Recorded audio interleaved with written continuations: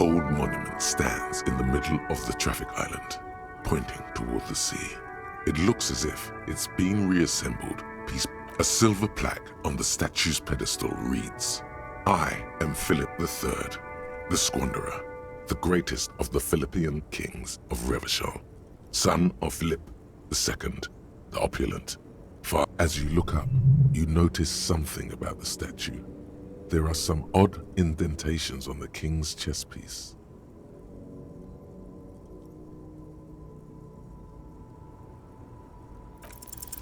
Even by the standards of the Philippian kings, old sumptuous Philip was known for his profligacy. Well, he blew through the whole national treasury, starting the decline of one of the penultimate century's greatest superpowers, the suzerain of Revachol. His own maladministration foreshadowed the fall of the monarchy. During the anti-centennial revolution, an end to his family line and the monarchy on the Insulindian Isola.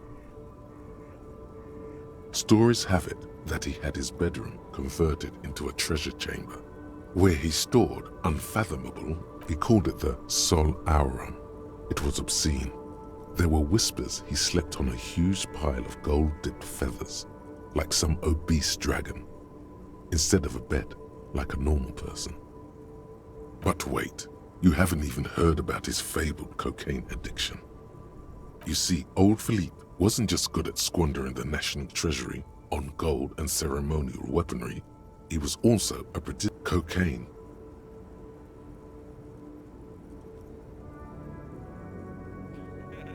That's what the revolutionaries said 150 years later, right before they emptied out the royal mausoleum and dumped His Majesty's mortal remains in the Insulindian Bay. Beneath the cold waters of the Insulindian Bay, thrown there by the revolutionaries after they cleaned out the royal mausoleum. The original was blown apart by communards, then further damaged during the landing of the coalition's airships during the turn-of-the-century revolution, when Martinez was leveled. Most historians think the coalition's hasty landing may have ultimately saved the statue. If the communards had more time, they would have reduced it up to even finer pieces. Some years ago, a group of liberal, artistically inclined individuals, designers mostly, thought it would be ironic to restore the statue of the most wasteful ruler of Revachol.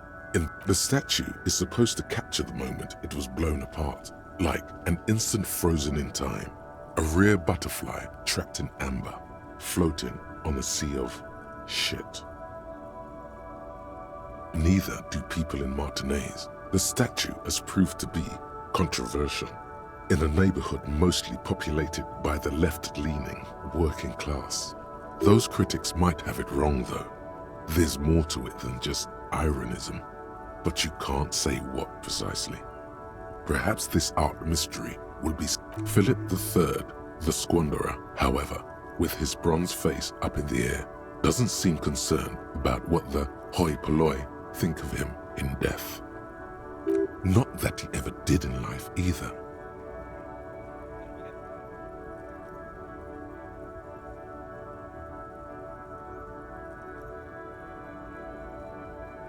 Something with great kinetic energy seems to have impacted the cuirass, around where the heart is. A bullet? Someone shot him in the heart. Interesting. Okay, I can't see it, but I take your word for it.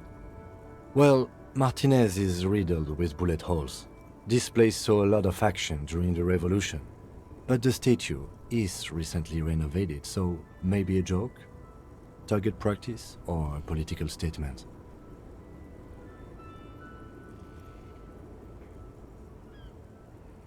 Why not? What this shows us is guns aren't too uncommon here, and people still shoot them, sometimes at kings. The king stands high above you, surveying the bay, mute and indifferent to your sightings.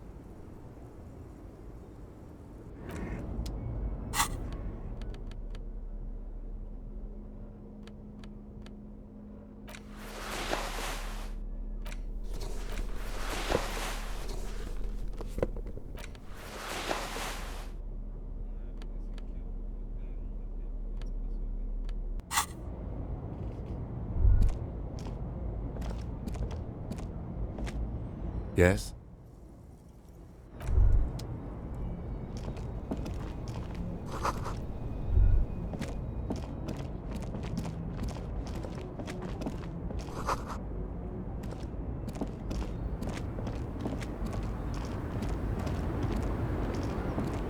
The small, wrinkled woman does not greet you.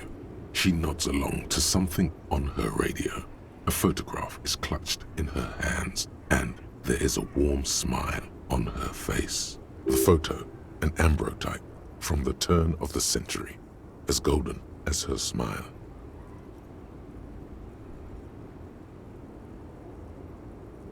Wait. She's just a distracted old woman. Better to leave her alone. Why? The woman still has no response. Wherever this woman, no response. Wherever this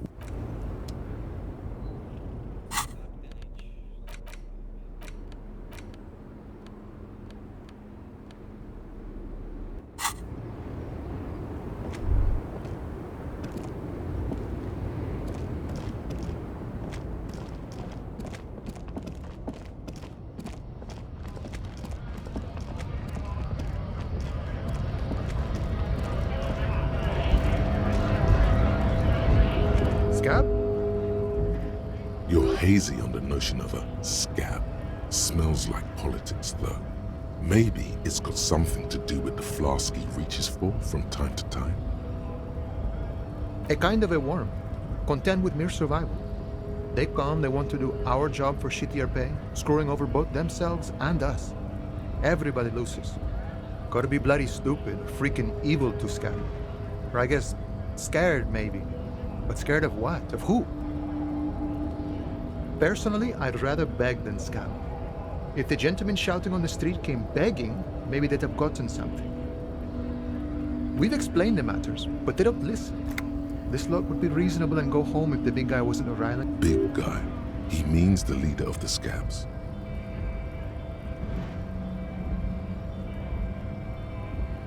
I was just messing with you. No one's ever seen a cop scab. Imagine, you cops going on a strike, but then another cop comes in and says, "Let us cop for less money." Psst. Show him your stolen card. Now has arrived the perfect moment. Speaking of, what brings the RCM here? To the wild north? Come to see the strife? Murder, huh? That sounds like a lot of hard work. You'd never see me investigating a murder.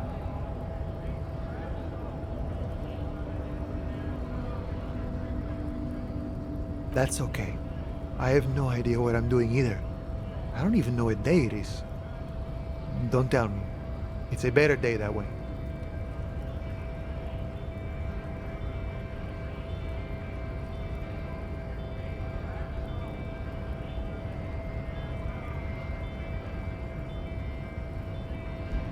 You know, serious business. I'm sure the big boss will be glad to tell you. You'll have to... He's a chatty guy. Wants to talk about the strike too. Just can't break the command structure and tell you now.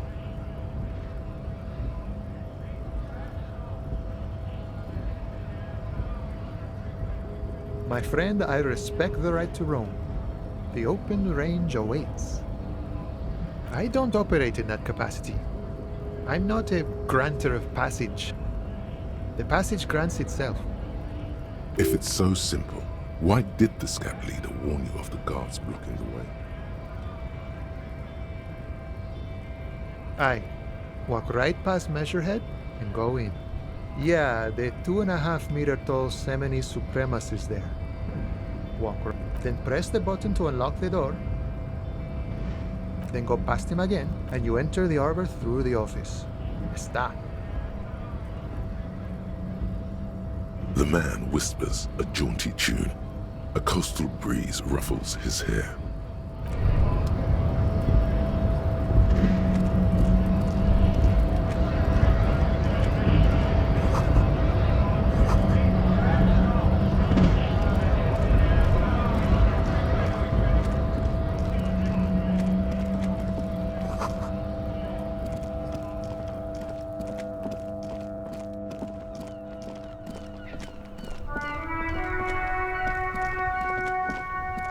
Before you stands a motor carriage.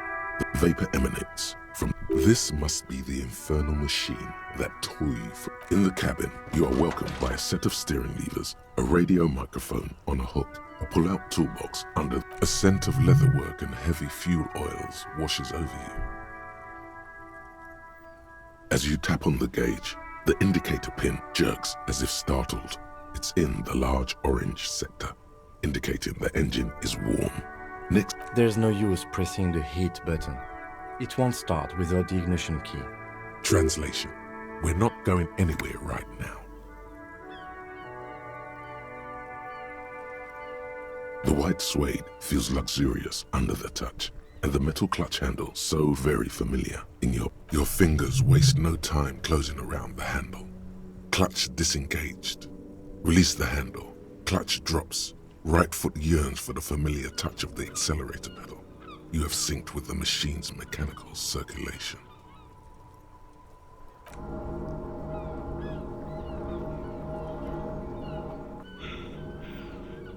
At the bottom of the sea. So strange. The machine is not on the bottom of the sea at all. It's right in front of you, well kept. Why did it say that?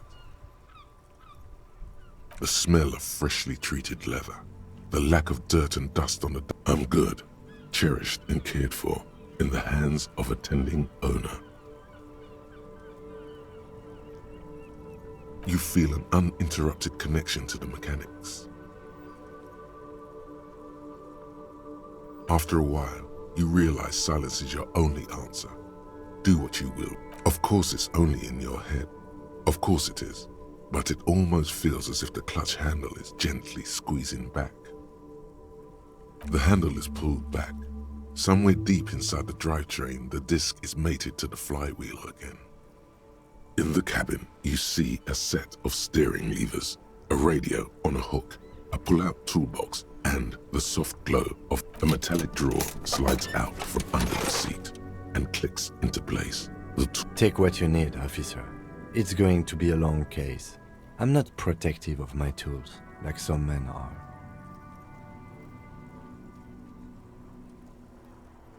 The pry bar feels nice and cold, useful for opening all sorts of doors and lids.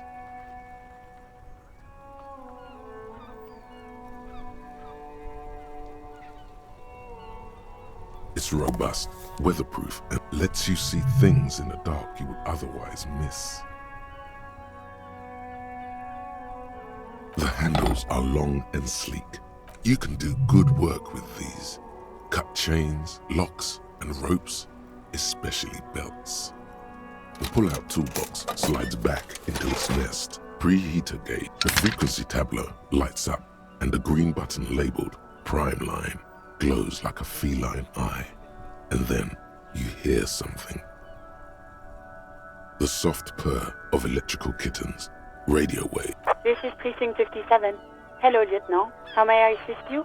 Hello, Alice. Please assist our colleague from the 41st precinct here. I'm putting him on. Operating the radio is easy. Just be confident. You've probably done it 1,000 times.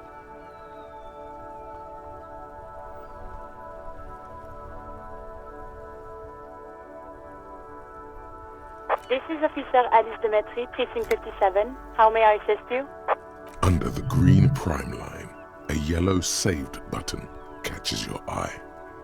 You wonder what the lieutenant's default radio station is.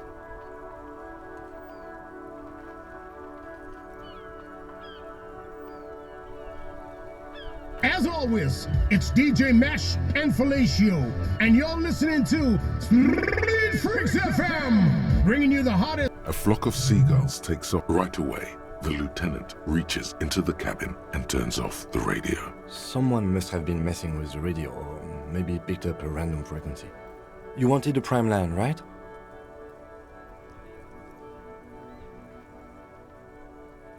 This is Precinct 57. How may I assist you?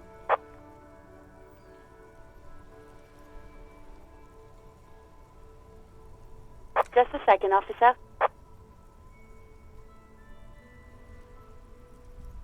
10-2, 10-5. This is 41st. Come in. The man uses relay code.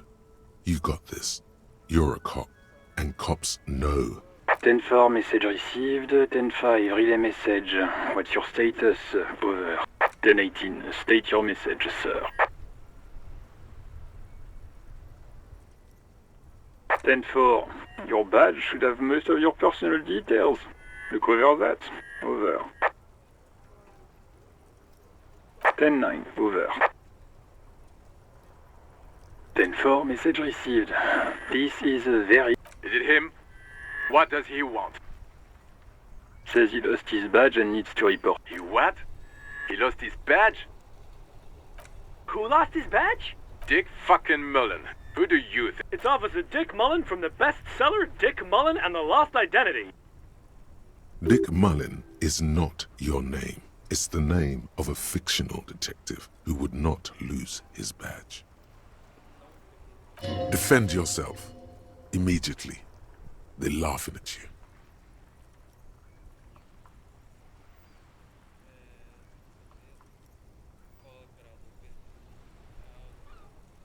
He says this has probably happened to other policemen before him and laughs sarcastically. Oh god damn it. Is he fucking kidding? The whole station's gonna be dicked for this. Satellite Officer Vikmar is wondering if you might be joking and adds that this tarnishes the reputation of the entire station. Over. Mullen dicked us.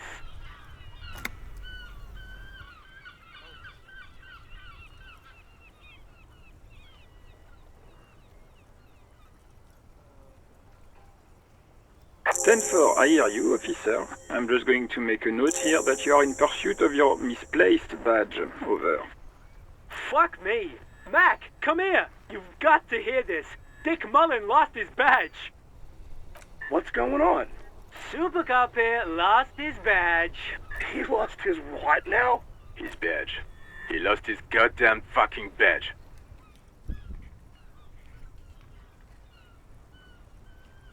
10-9, come again. I didn't get that. Over. New heights even for Captain Sober. Ask him. Ask him if he's lost his gun too. Sergeant Orson wants to know if you lost... Check your pockets. Check your... Holy fuck. You don't know where it is, do you? No. It's gone. It's not fucking on you. 10-9, come in, officer. Did you get my question? We were wondering about your gun. Over. Lying? Over the phone? It's easy. Just say it like it's the truth. And... He says he didn't. Thank God for that. That would have been a nightmare. I don't even want to imagine the poor prick who has to relay that kind of news to the captain. Losing his badge is bad enough. Tell him to find it, and fast. We can't have some gangbanger. We're all glad to hear you've not lost your gun, officer. You need further assistance? Over.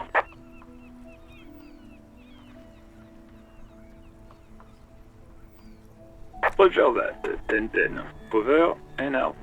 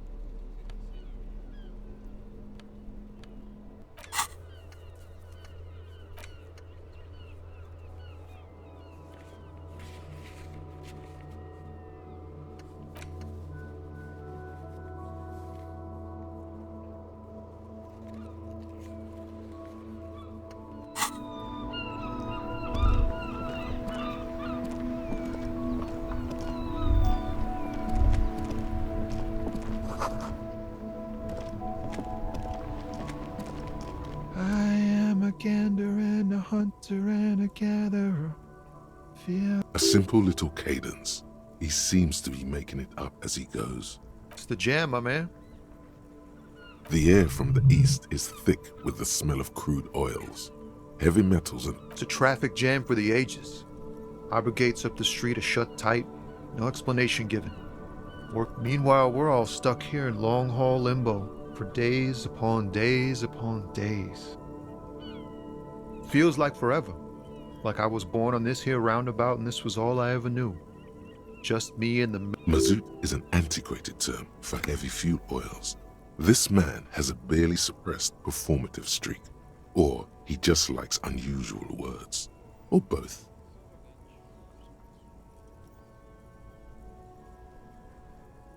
Yeah, imagine.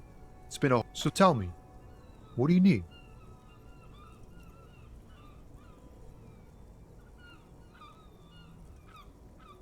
Oh, high-grade narcotics, illegal firearms. Relax. He's merely joking.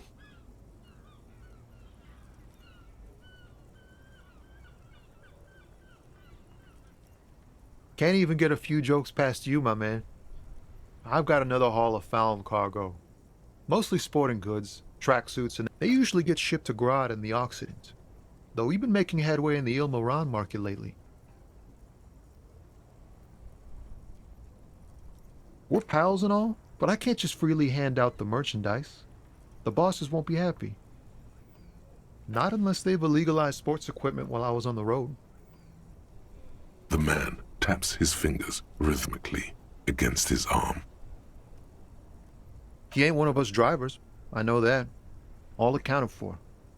Otherwise, I haven't really asked about that. Been waiting. It's easy to see he's telling the truth. He's kept his nose out of the dark stuff.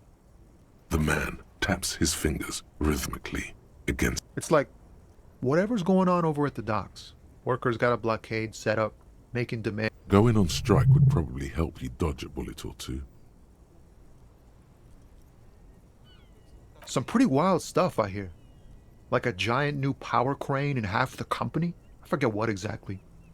I've heard talk there's a company rep in town too. Like a strike negotiator type. They'd know what's up. Precise demands and so on.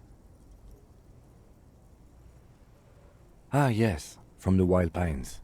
We'll meet her soon enough, I'm sure. They want to keep that money flowing in, my man. Ka-ching. He doesn't blame them, but he's not on their side. That's for sure. Anything else?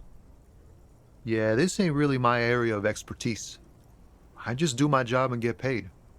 I have things to do and play. Us lorry drivers. Camionneurs. You still hang around here waiting for this mess to end. Most have scurried off somewhere to get drunk or high. Not my thing. Chasing transient pleasures is a drag these days. I prefer the examined life now. Thinking, reflecting, observing. He tries his best to look nonchalant, but there's a rigidity in him, as if trying to conceal something warm and deep beneath a cool exterior.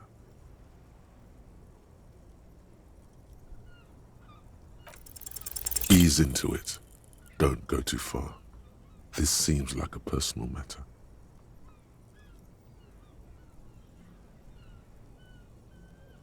I'm okay, man. Just... the jams got me down. The fumes, the chemical rainbows, the tarpaulin stretched on... Maybe the full-on, direct approach wasn't correct. Damn, it's tricky business looking into someone's eyes and not doing it wrong. Don't be a stranger.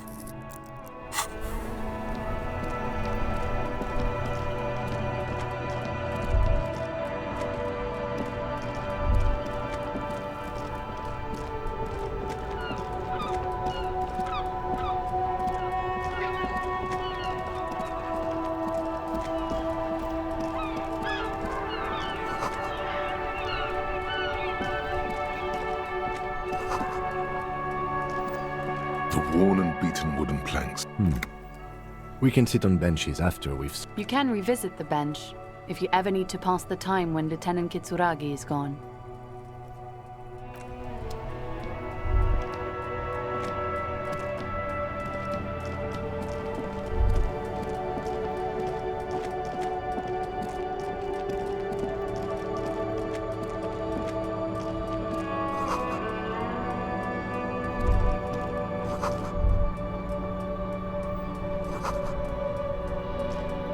You see two lowly, defeated speakers, thralls, slaves basically, perched atop them like conquerors. I can see you've a taste for luxury, officer.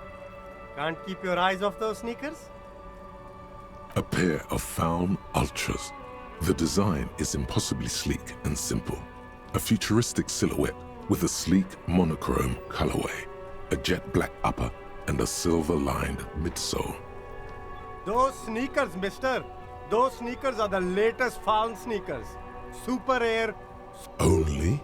That's madness. Fun Ultra. We're the future. You remember the slogan from some magazine. These once respectable speakers have been conquered, reduced. A small heat emboss on the veneer reads, Solidarity Aid from the People's Republic of Samara. No, don't look at the speakers, officer. Look at the sneakers. The sneakers are the stars here. No, don't pity them, officer.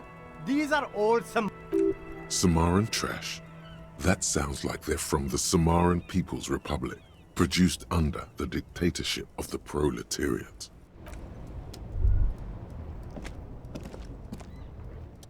You see a Samaran street vendor surrounded by a motley assemblage of goods. The name Sileng is embroidered. Happy shopping, officer. Everything's cool here. Everything's cool. The goods are cool. You're very cool. Bang, bang. You feel a twitch in your index fingers. There's a finger shootout a brewing.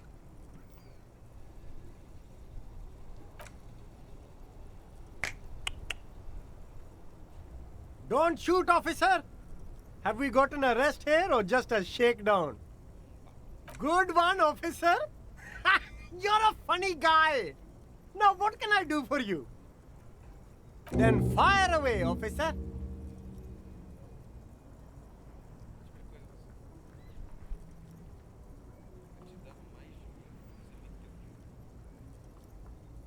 Me? It's a boring story, officer. Who cares about the past? This man probably comes from Seaguy, sometimes known as the Apricot Suzerainty, an archipelago in the Samaran Isola. Very sharp, officer. Apricot Suzerainty calls to mind an era when the Seaguy archipelago was colonized by Revachol. It's a bit of a slur, in other words. The Apricot Suzerainty is what the Seaguy archipelago is commonly known as in Revachol. No, apricots come from Seaguy. My grandma used to grow them. But Seaguy is a shithole. That's why I came to Revachol. Here's much better for an independent entrepreneur. Less laws. Speaking of, why not support an independent local entrepreneur? I send half my only the coolest goods in Revachol. I've got sneakers, speakers, extremely comfy pants too. Try them on right here. No shame, only freedom. I'm an entrepreneur, officer. I've got sources, buyers, suppliers, distributors, manufacturers, wholesalers, all extremely cool and above board. No need for discounts at ceilings, officer. But did he first mark them up 100%, just so that he could put them on sale? Yes, it's a business secret. Let him keep it. Anything for you.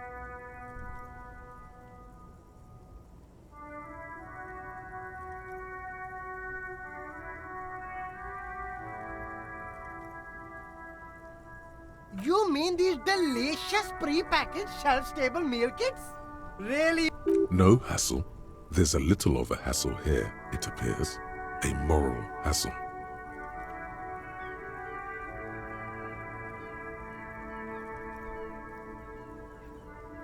No problem here, officer.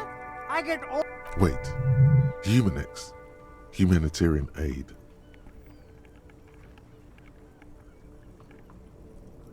What? A convincing performance. Look, officer. I'm just a retailer. You'd have to talk to my supplier if you got questions. Interesting.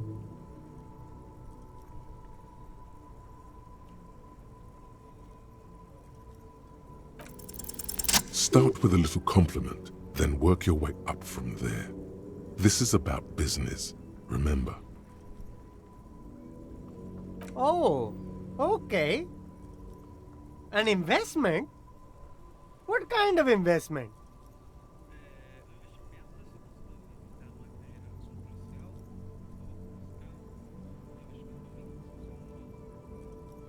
Fair point. You can't have a successful business without a loyal customer base. What? Only a $5? You can't even buy a pack of Royal Extras with that. Let's make this one stick, my man. 10 Real is a bargain for that kind of investment. You got it, my man.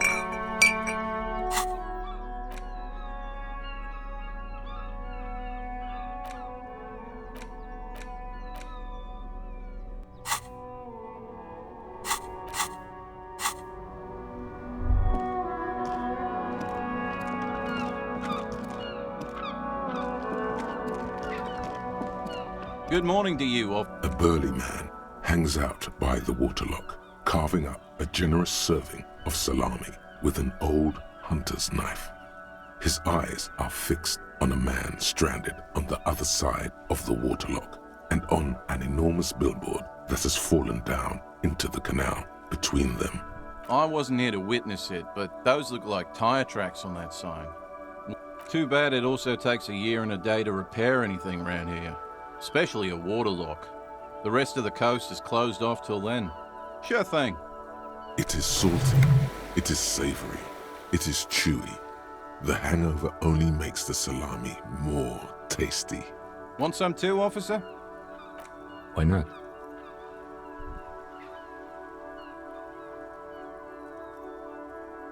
Well, there's the fishing village, an abandoned fish market, a bizarro church. Not much use to the congregation, though. There always seems to be something wrong with it. Yeah, not really much else. Just bombed out ruins.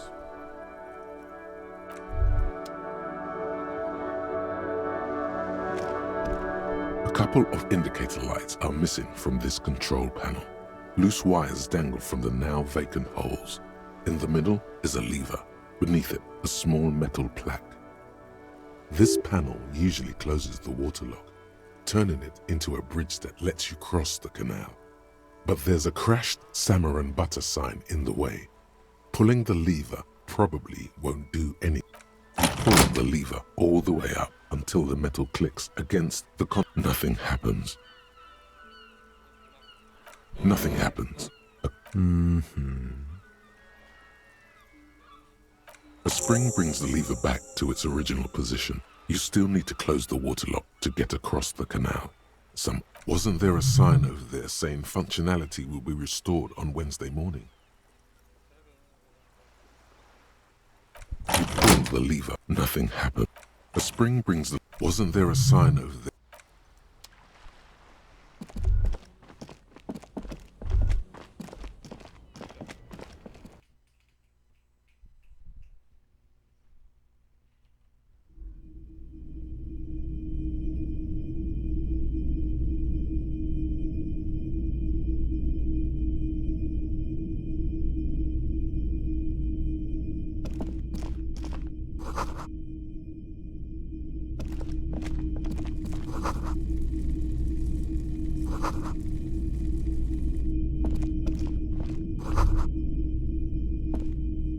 Wow, a very large red t-shirt with an impressive print stands out from the other garb.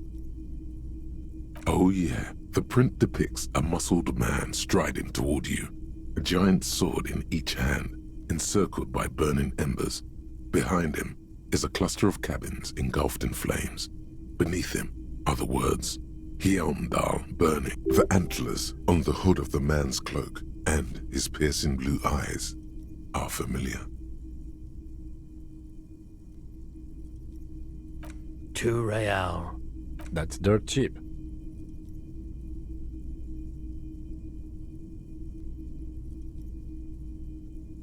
But why? I sympathize, I do, but this is a for-profit enterprise.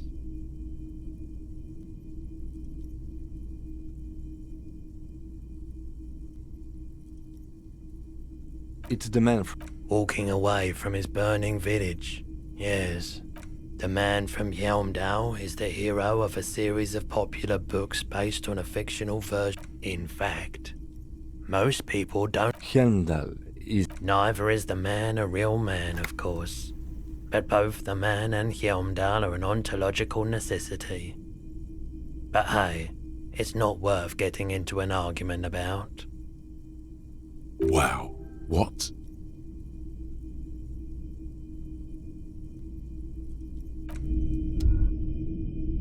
A typical Martinez streetlight sits among assorted floor and table lamps.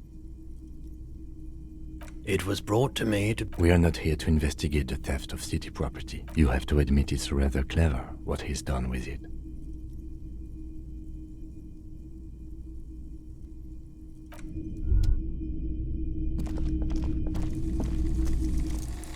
You see rows of toy soldiers guarding the rest of the trinkets displayed on the table, some on horseback. Why? What's this? A headless man riding a horse? A headless man wearing futuristic tracksuit trousers that say found. Oh, that's the Headless Phone Rider. The Headless Phone Rider. It's an urban legend about a man who rides the streets of Revachol sporting a fawn tracksuit. 50 cents. Bargain price. I'll throw in the tiny cap too. I think... He lost his cap when he lost his head. Perhaps he's looking for the head. This set of soldiers isn't meant to look impressive. A few have rifles, but most of them carry pistols. Some even shovels. You're probably talking about the revolutionaries, yes? Yes, they are soldiers, revolutionary. I think their poverty has been exaggerated for effect. When you place them next to the royalists, it doesn't seem like they could possibly win.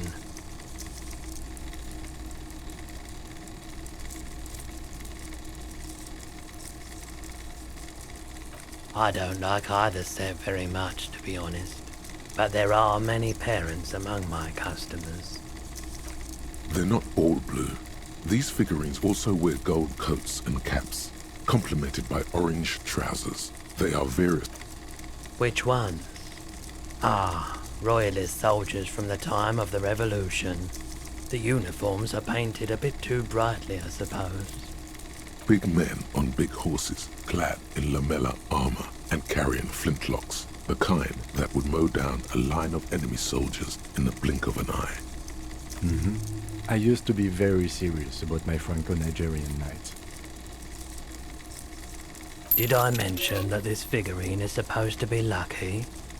Always carry it with you.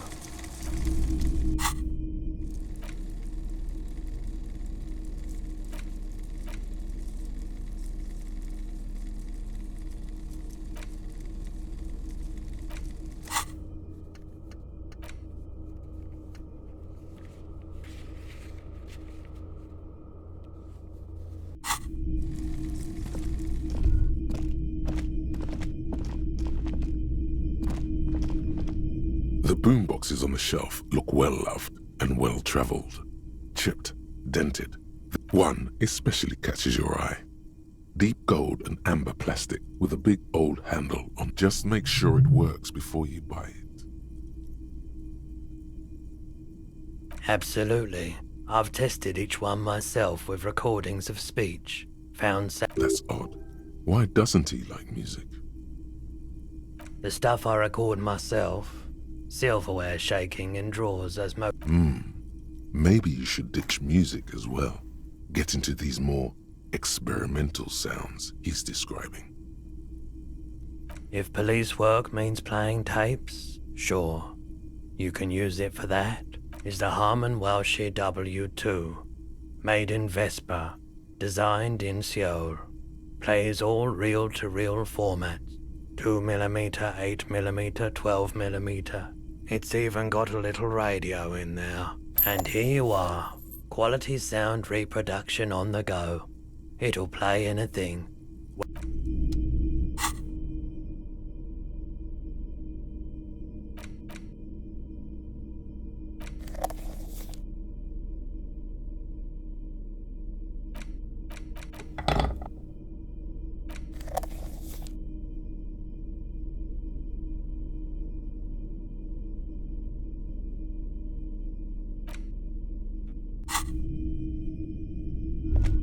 If you don't mind, please put the flashlight away. Photonic sensitivity is not generally acknowledged by the medical establishment. I do appreciate it.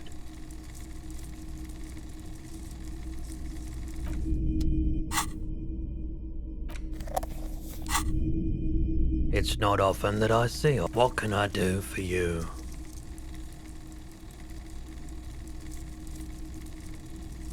I haven't had any problems myself, though some... Who are your customers usually? All kinds of people come through here. Locals, travelers, people looking... As you can see, I have a wide selection of goods for everyone to choose from.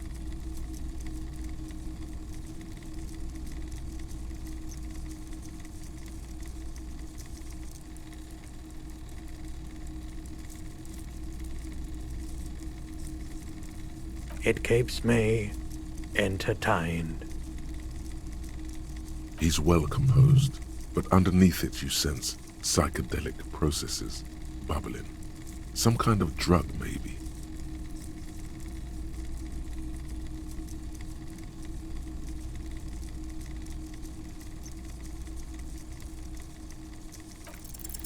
Feeling warm and enthralled by the movement of light, while the mind continues to race forward. Lucky bastard. He's probably on Parolidon. It's tough to come by on the street. A drug developed by the military to treat and prevent radiation sickness. It has psychedelic side effects, and it makes your eyes turn yellow.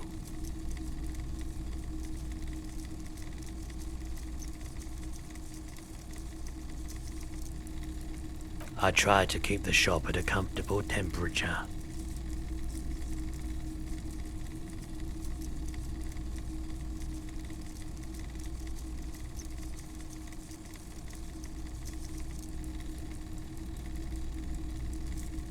Parolidon is just something since the People's Power disaster. I was with the Emergency Relief Brigade. Had to take it for radiation sickness. He's taken it for mental and emotional, not physical pain these days.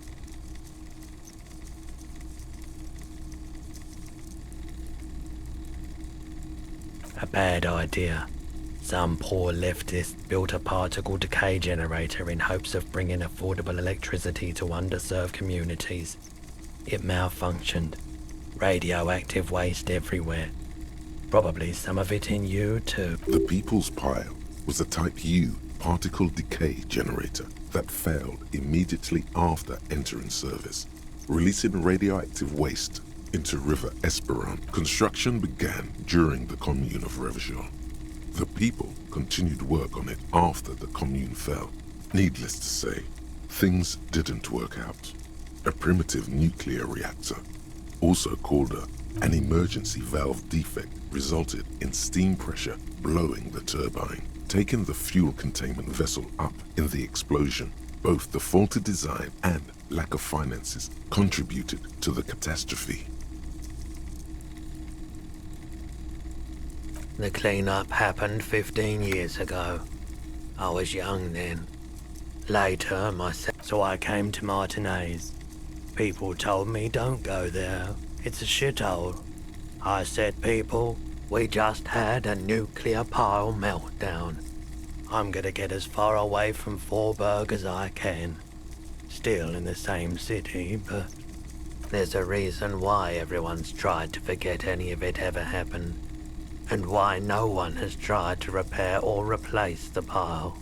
So much disappointment, and early death.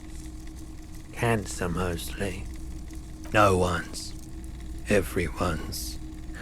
A bunch of poor people built themselves a primitive nuclear reactor, hoping for the best. What do you think is going to happen? We were an all-volunteer force, self-organized, tried to... On the patch, gamma radiation lines crossed. I lived by the river since I was a small boy. The Esperance didn't have the art to let it all... There wasn't much the volunteer force could do, however. I like the theory more than the story. Yeah, you gotta get in on those vortices, my man.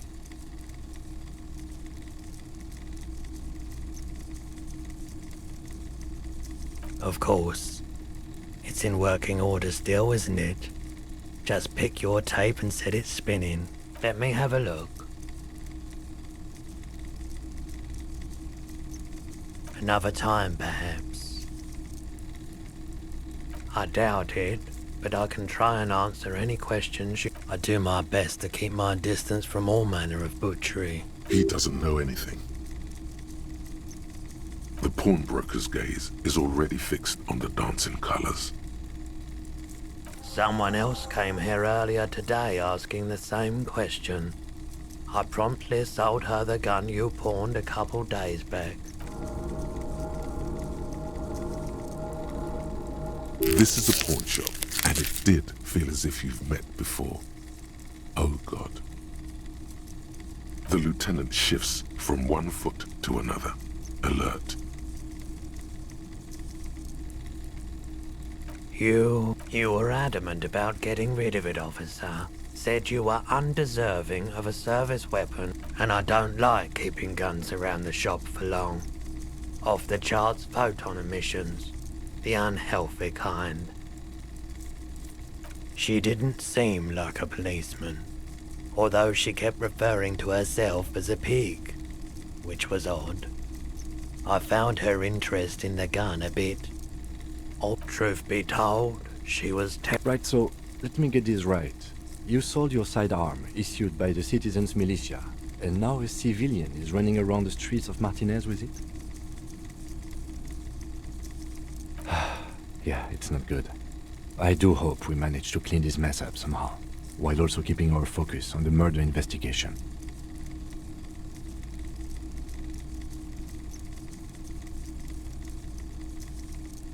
My apologies, officer. A needle in a haystack. There is nothing you can do about it now. You'll just have to hope you Of course. Sure thing. Sure, man. Have you tried it? The lieutenant steps away, pretending to admire some of the knickknacks on display. He won't be your knock, but he won't be thrilled about this either.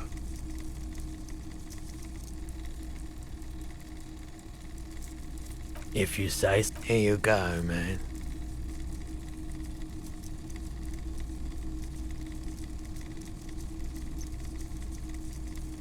Of course.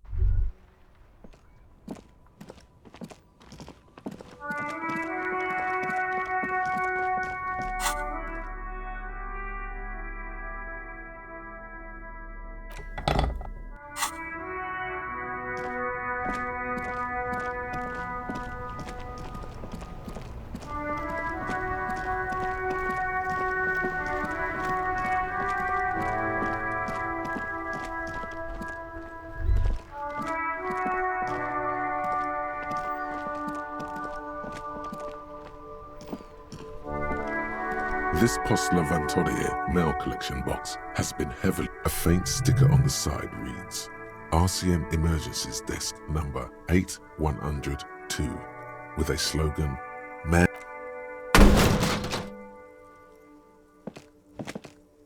There is a hollow, saddened ring as you kick the Levantorier mail collection box. Your toe has suffered damage. It hurts. Cool. You really showed that mail collection box. He does not actually think it's cool. If anything, the lieutenant feels sorry for the poor box. He's leaning in to inspect the layers of graffito that deface it. The lieutenant pats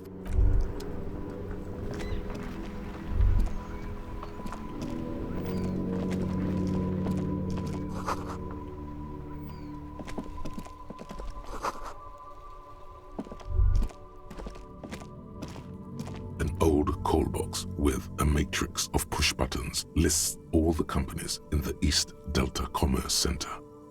This button looks new, but someone... This button looks new. It's probably not connected yet.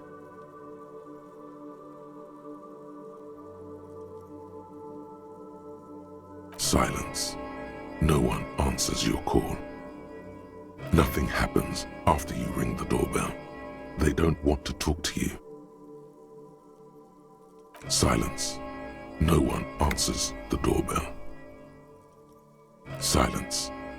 No one's home at Fortress X. You hear static from the intercom speaker. You can almost hear them breathe. Yes, hello. This is Tricentennial Electric. She sounds almost antique, as if her voice was being played off an old wax cylinder.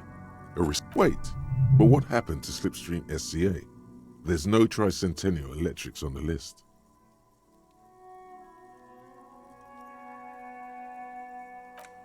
The lieutenant exchanges. It's you. My God, I didn't think I would hear your voice here. She must be mistaking you for some. Who cares that you don't remember her? Just go along with it. Michelle, just please. Why did you even call? I don't understand. You've been gone for months. I thought... Ever since I came to work here... A spot of static overrides her words. Will...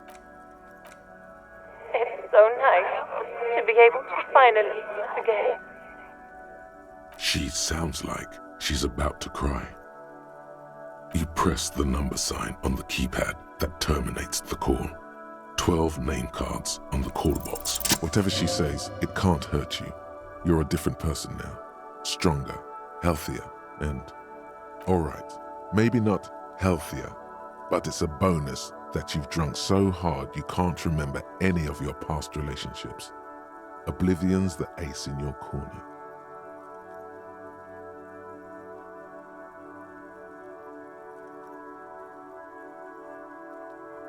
There's a light buzz as you press the doorbell. Wait, there's the static again. Whispering. Yes, hello. This is Tricentennial Electric. Have you come to place an order? Here come the bad vibes again. Relax. It's you. Wait, is she...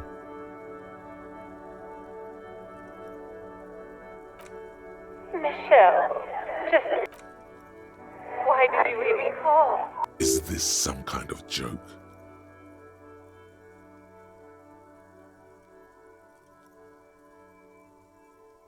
The voice from the intercom doesn't answer, but you can hear her breathing. Wind blows into your microphone. Ever since I came to work, as if my mind's been wiped clean. It's so nice to be... And then it hits you.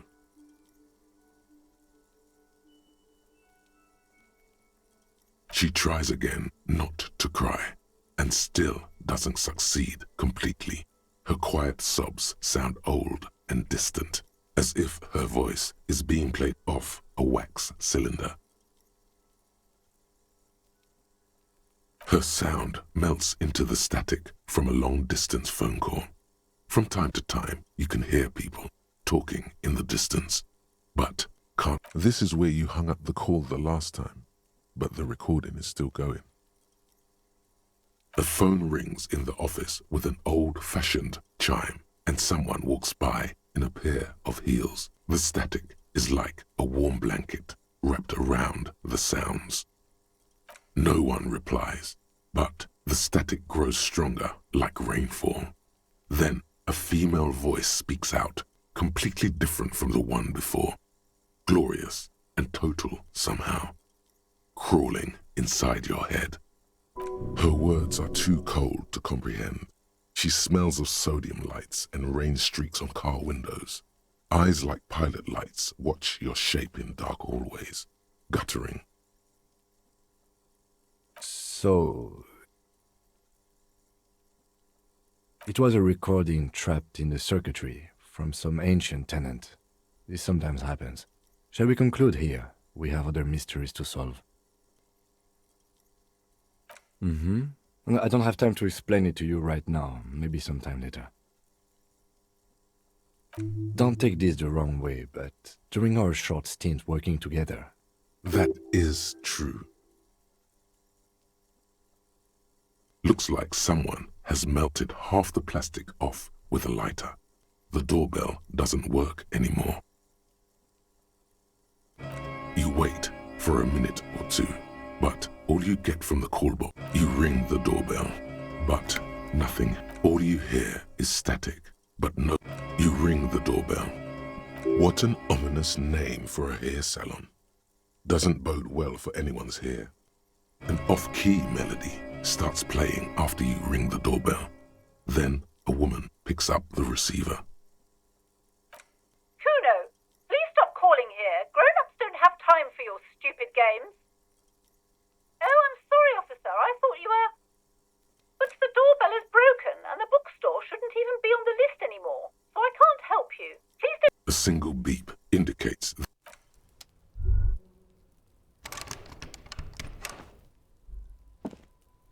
Yes? What do you want to know? Good.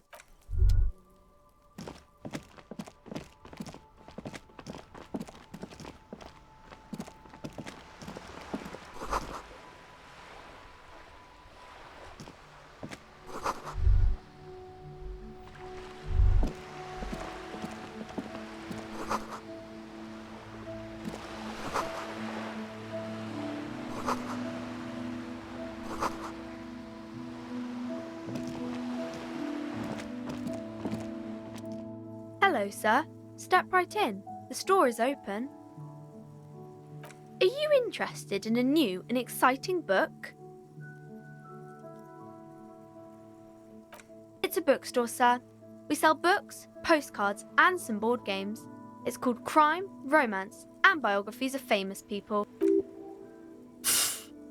Books? Postcards? Easy. Even a kid would know all of this. Don't be a fool.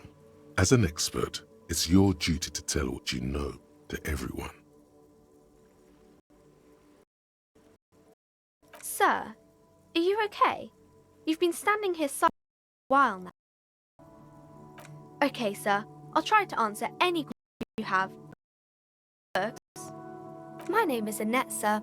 My mum, her name is Plaisance. She owns the store. She's inside, minding the... Feel free to step in and browse our wares.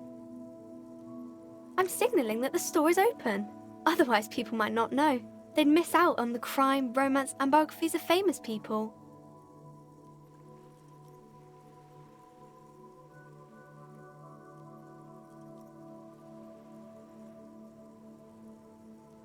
Thank you, sir. I'm glad to help Mum out with the store.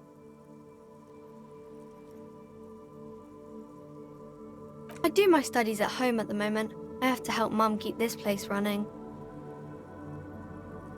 School? Well, mine is a big yellow building on Boogie Street, and the people there run it. They say it's a charity.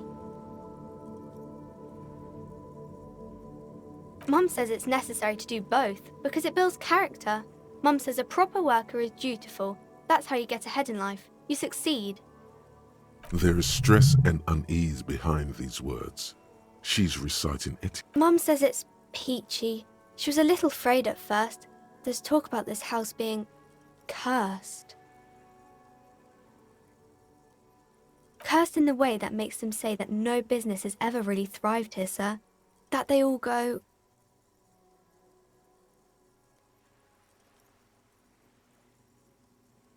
I wouldn't really say it like that, but I guess so.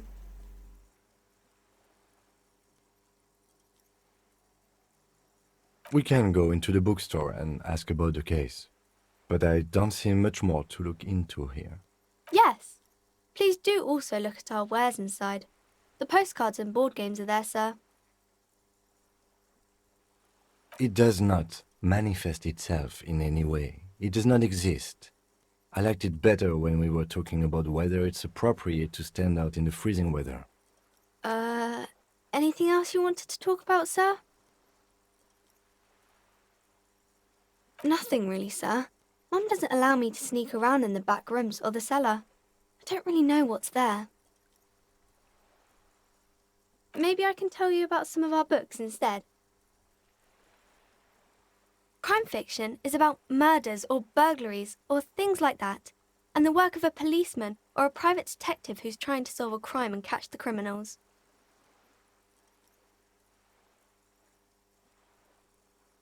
It's exciting to people, I guess. They get to imagine dangerous things, and it's kind of like a puzzle, where you can guess who the criminal is, or how the good guys are going to catch him. You don't look much like a policeman.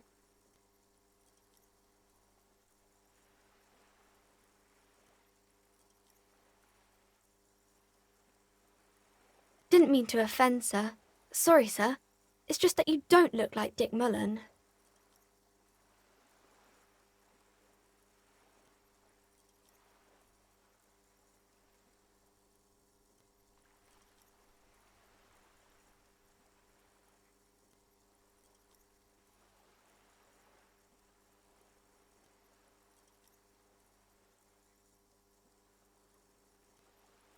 Head? Yeah. No, your mind.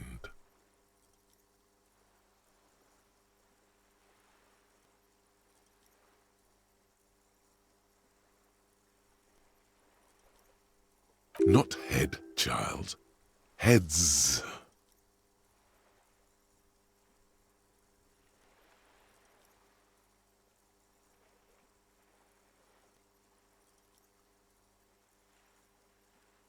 No, he's wicked smart in the stories. Like you, sir, of course. He's just a fictional character. He's no match for you. Maybe you can show me some real police work, sir. Like in the books. The girl keeps her hands folded, hidden. Why is that? What do you mean, sir?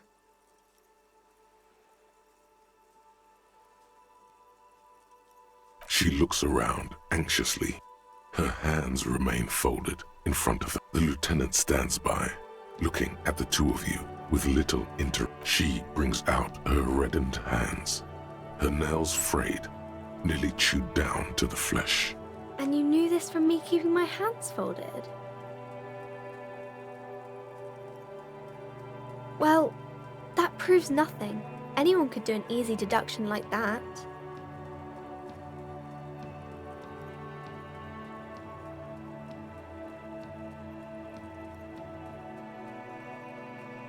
She nods, half provocative, half enthusiastic.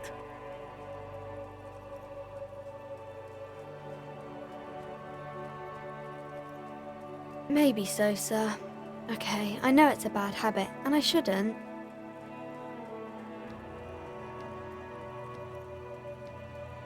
It was okay, sir. There's more that can be achieved here. Ask her to do the same.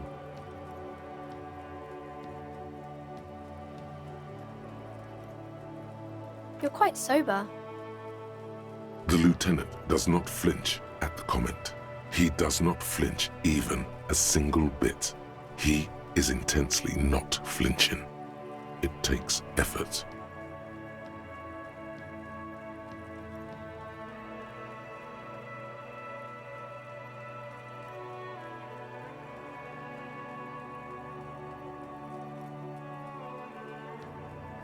Because you usually aren't. I sure hope you are, sir. There she stands, swaying on her feet, assaulted by the early spring breeze. She smiles at you. The whole situation suddenly feels familiar. There's something you're missing.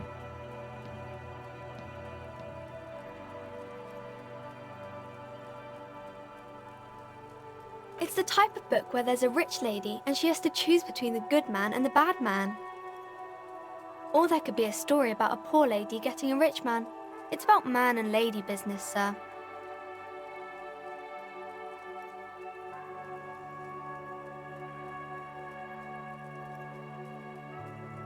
These are not very common. You can't have a choice between bad and bad. Nobody wants to read a story like that. Well, maybe then it's fine. Maybe if the lady then decides not to pick either because she doesn't need a bad man. Yes, that would be interesting. That's really not a proper romance story. That's more like everyday life. I guess, yes, people in books are always very interesting, especially the romance people.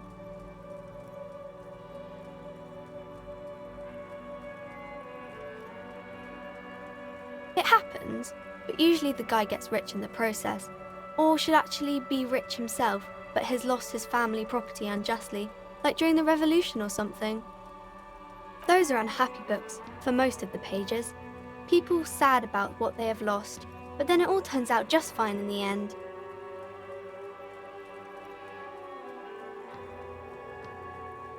I haven't read many of those. Maybe you should ask Mum.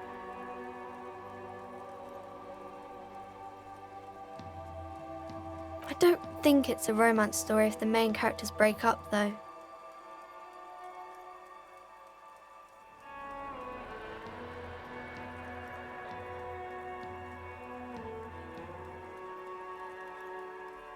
Sometimes they break up for a little while, but then they always get back together. Maybe some about other books? Oh, kings and queens and generals of old, or artists and writers, or musicians, those kinds of people. There's usually something extraordinary about them. I think that's why people read them, to find the secrets of their fame. Seems like most people who read those books fail to get more famous from reading them.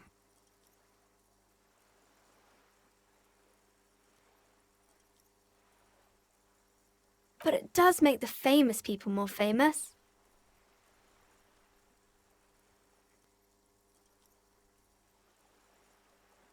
Why would they do that, sir?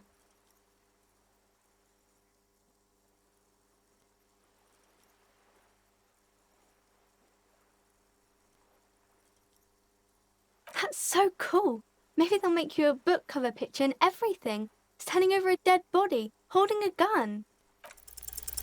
You have absolutely no idea. Familiar? How? You must have forgotten something you heard again.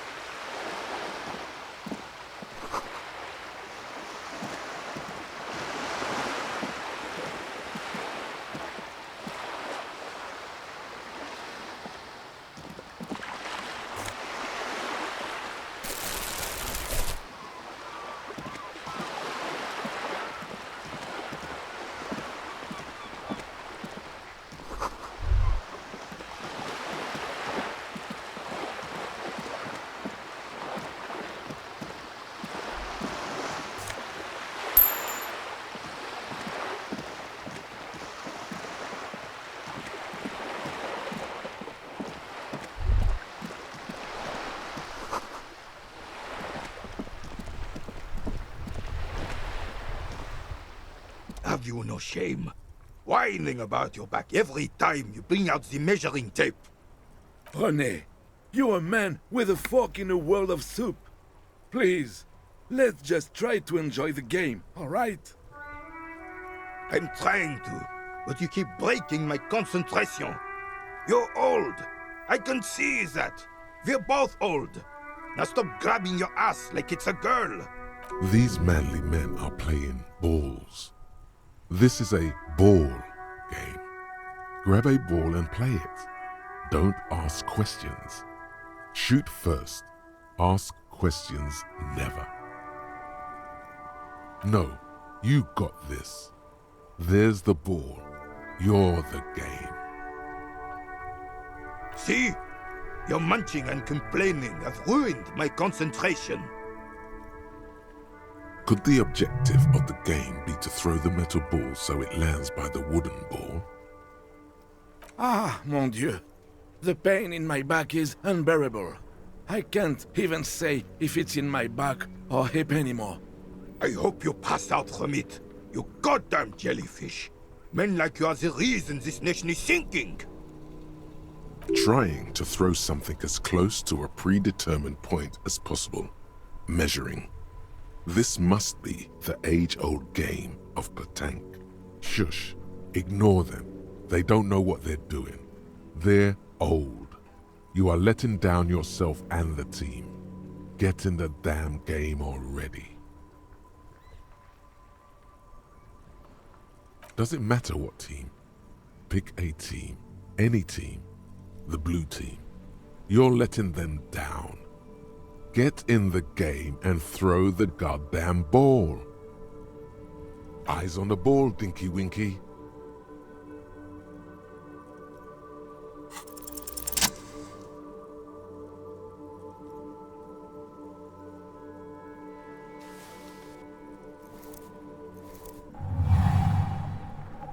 You are immediately surprised by the ball's lack of weight. No matter, you'll make it work. The cold metal ball is surprisingly smooth against your neck. It has a pattern on it, probably a sponsored ball.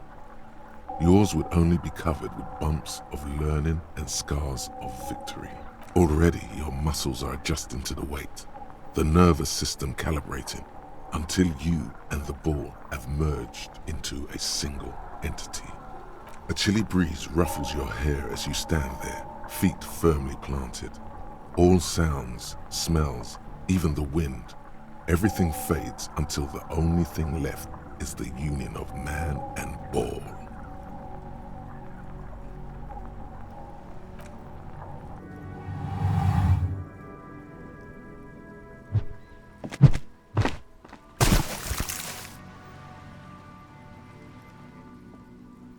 Merde!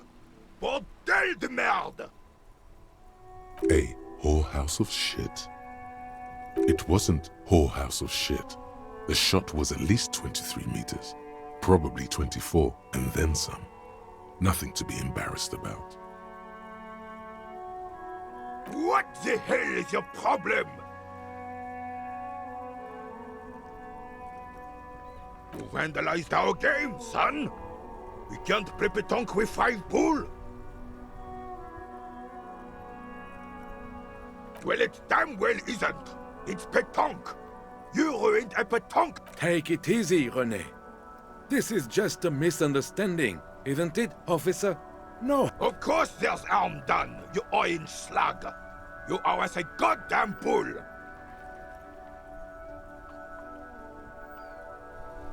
A fine example you are setting here today, officer. It's okay, officer. Forgotten completely. It was my bull, and I have a spare.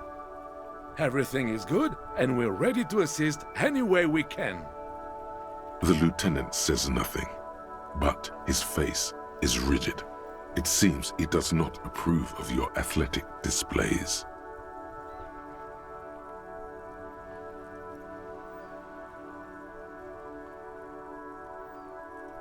Ah, yes. King Philip III. Oh, absolutely. At the mercy of a cocaine-snorting tyrant who emptied the superpower. feared and respected. A testament to what this country can be under the leadership of a true king. Someone who knows how to rule.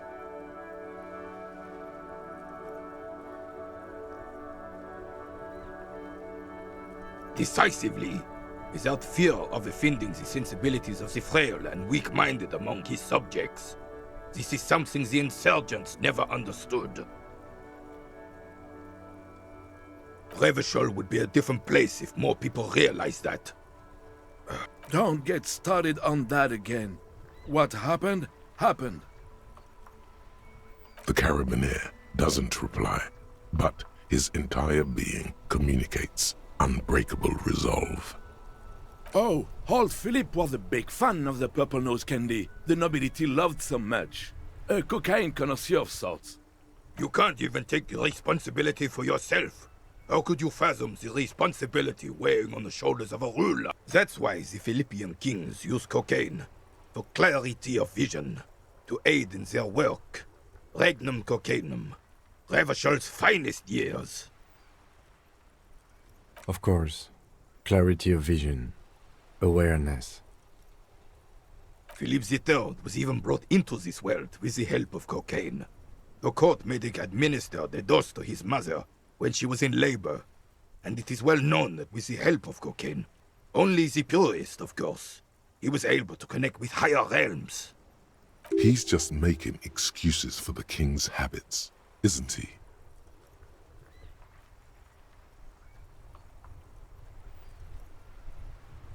From what I've seen of the officers of the RCM... but I don't want to get into a debate about drug policies. Right.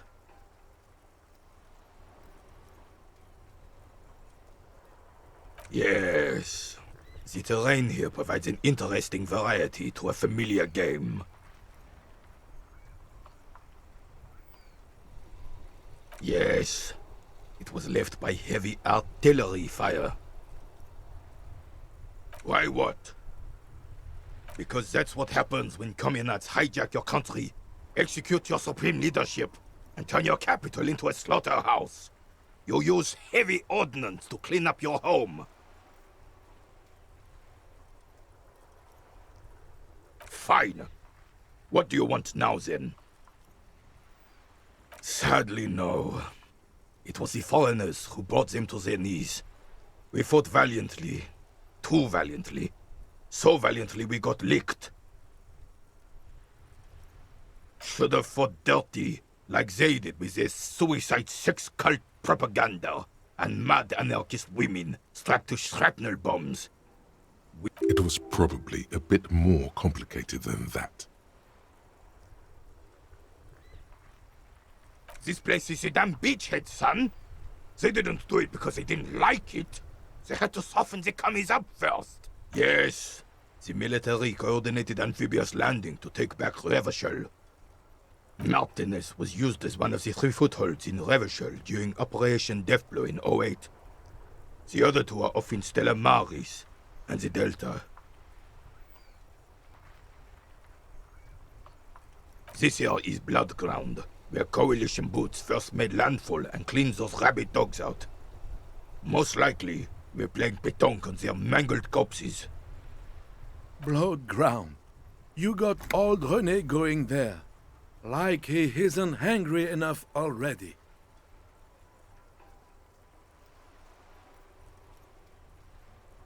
Damn right, son. They laid the fire of hell on the city before they stormed it. And it... Well, it's your own damn fault. You, we, the coalition, Revachol, whoever you want to blame, never finished the job. Officially, the party never surrendered. Of course they still hold influence. You don't even begin to truly understand the players on the table, let alone the specific circumstances surrounding the... What do you... Thinking men have opinions on these things. Present one.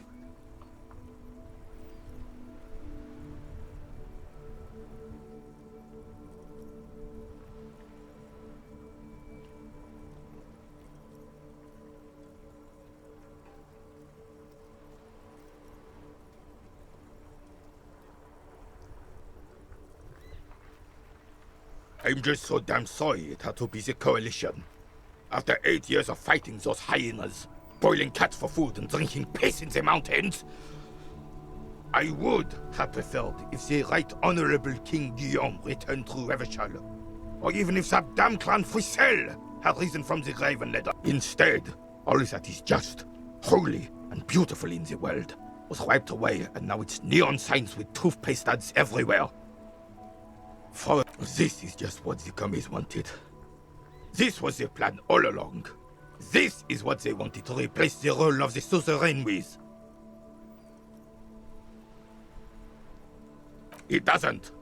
That was 100 years ago. It had nothing to do with anything.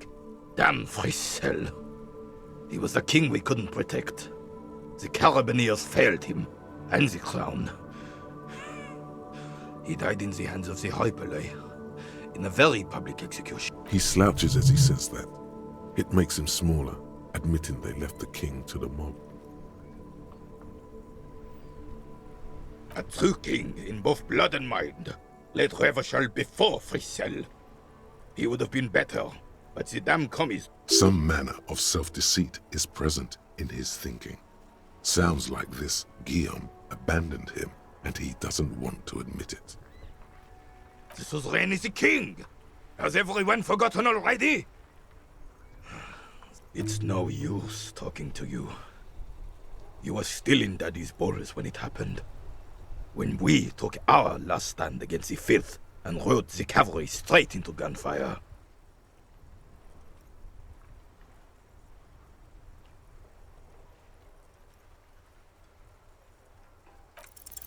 All you observe is a veteran refusing to let go of the past and his old uniform. This is not uncommon. This is the uniform of the Royal Carabineers in service of Frisel. Don't you mean Frisel the... You do not speak his name, Craven, although he was a clown.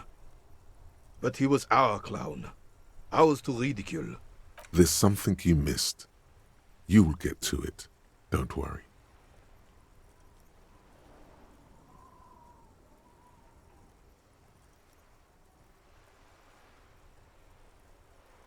Unfortunately, I don't. Unlike most of the locals, I have no qualms about assisting law enforcement. But this affair in Martinez, the union is the law. So can you really blame them? Cop is a pejorative term. I don't have a problem with policemen. On the contrary. He doesn't know about the crime. Your time is better spent discussing politics.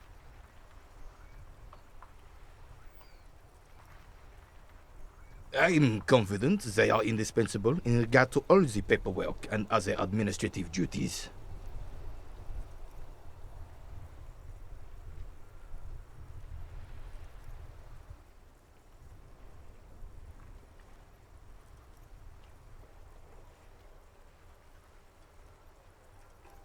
I know the kind. Gaston here is the same. A weather vane. Never stood up for anything in his life either. Oh, René. If you only knew life beyond confrontations, conflict, and extremities.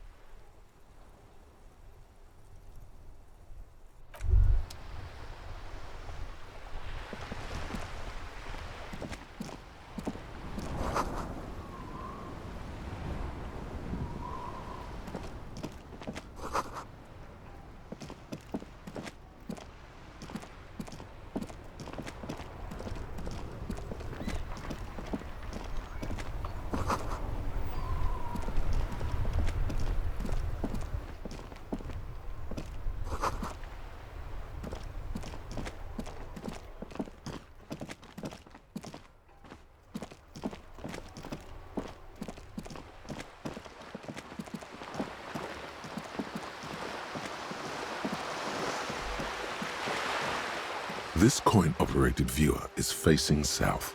The instruction manual says to insert 25 centimes and pull the handle while looking inside.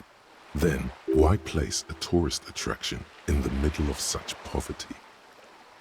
There was a revitalization project in '49. A design studio tried restoring Martinez to its pre-war. They got as far as the street lamps and the statue on that intersection.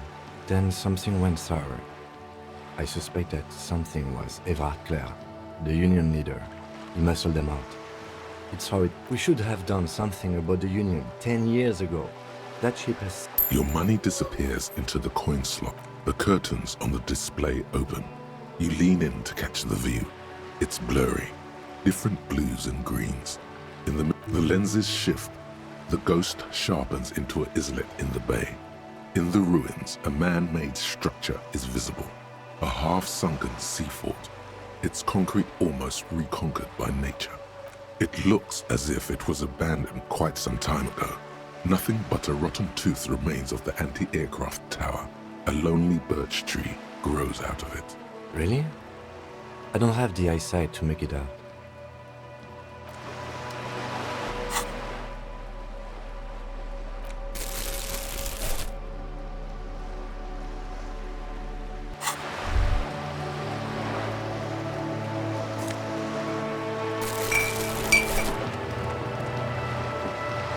This coin-operated viewer is facing southwest. Its coin slot is full of fossilized bubblegum, rendering the machine permanently inaccessible. A thick layer of graffito covers the lenses.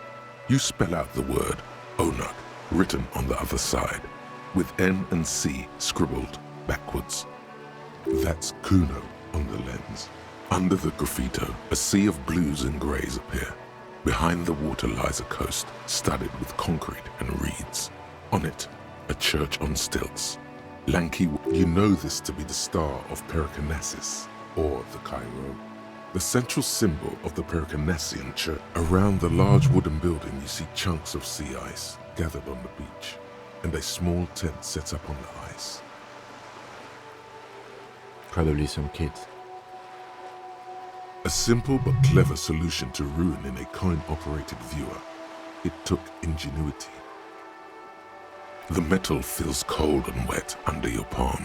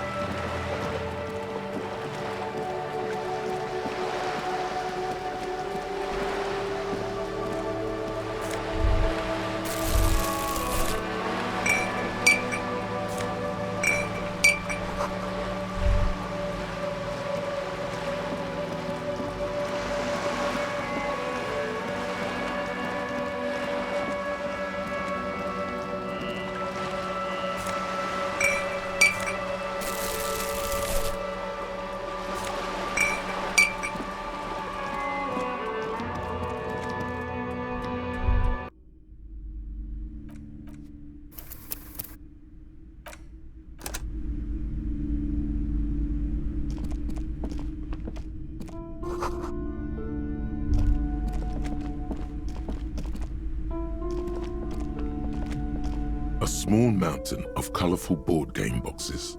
There are numerous types of games for all ages.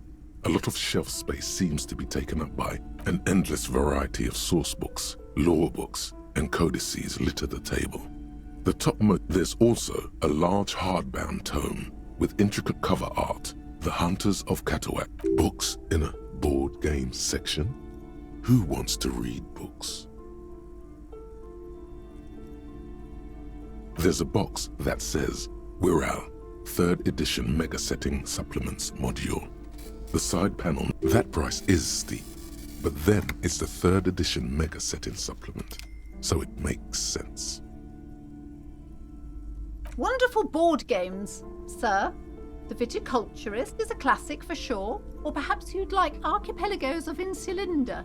Browbritter is a fun game of economic competition, but can get quite intense after a while. We have games for the whole family. You can play with your children. Then you're a lucky man, officer. Children are the greatest of treasures. For playing with friends, I'd recommend Suzerainty. It's a civilization building game where you build a civilization. Lousy auras there. No, role-playing game. I've heard they turn people into occult enthusiasts. That they have rituals where...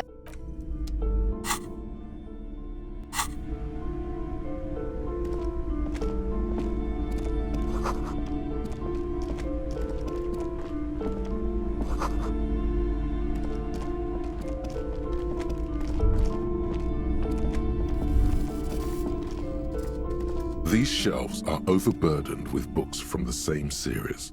You see a couple of spook novels hide amidst all the detective books. Thrilling tales of spycraft and daring-do.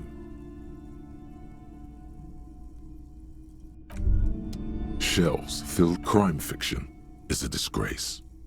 An asinine misrepresentation of the physical attributes of the arduous everyday work of actual police officers.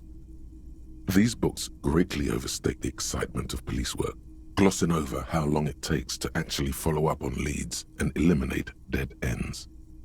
What's more, they completely ignore the psychological hardships of year after year coming into contact with people during the... Not a single mention of all the stress this work creates upon the officer's family.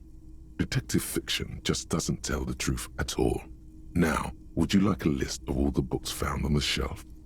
You see Dick Mullen on the job. Get Me Mullen. The Stalwart Adventures of Richard P. Mullen. Dick Mullen and the Murder in the Orchard. The Sordid Affair of Dick Mullen. A killing is declared. Dick Mullen in the Murder House. The Final Case of Dick Mullen. An Obvious Lie. Dick Mullen in the Clock Tower. The Ordeals of Dick Mullen. Dauntless Dick. Dick Mullen's Funeral Pyre. The Murder of Dick Mullen. Oh no, turns out he fated to solve a case. Yes, there's also The Dame Who Did It. Farewell, My Mullen. Faking death seems to be a common trope in the Mullen series. The morbid tales of Tragedy Calls for Dick Mullen. Another one with fake death. And, of course, Dick Mullen, the murderer. In order to catch a murderer, Dick Mullen must become the murderer. After all this, you still haven't found the answer to the one question that matters. Who is Dick Mullen?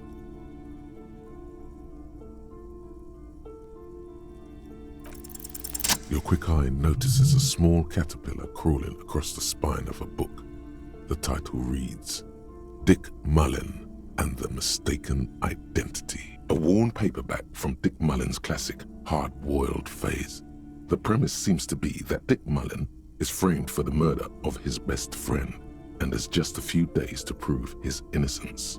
Could it be the motifs of unstable identities and shocking betrayals? Perhaps you're drawn to the dark and noirish atmosphere. Is it because the smoking dame in the slinky red dress on the cover is giving you a hard-on? Yeah, this is the book for you. See the way she's suggestively holding that pistol? That's symbolism. Oh, crime, robberies, murders, even sexual crimes. We're fortunate to have Dick Mullen and his stories to sort all that out. You're a police officer, apparently. You should buy all of these. They really do teach a person how to be a proper detective.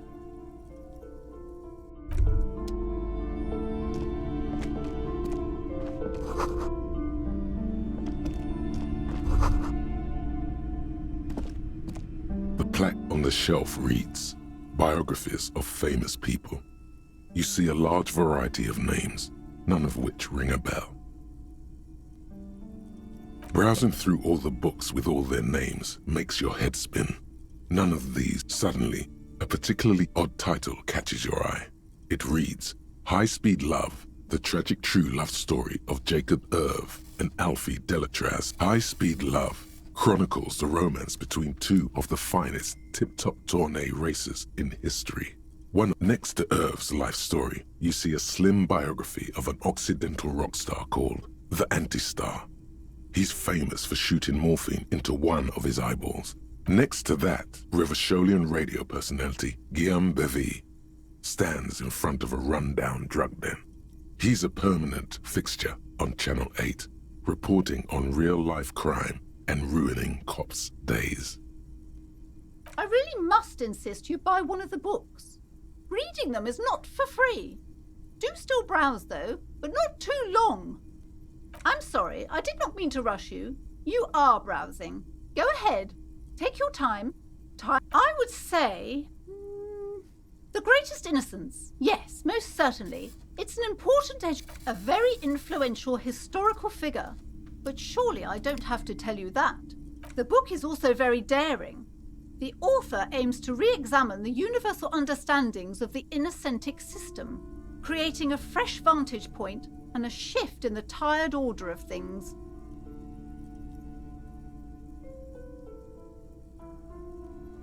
Shelves full of biographies of famous people, whoever they are.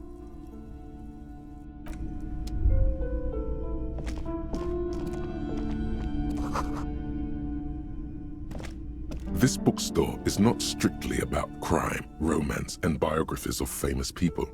There's also a wide range of paranet. Amidst the various books, you find one written by someone named. These three things are very important to the working. The point of the book, and many others on this shelf, is to give people medicinal advice in situations where they don't have access to paid health. Various paranatural books still litter the shelf.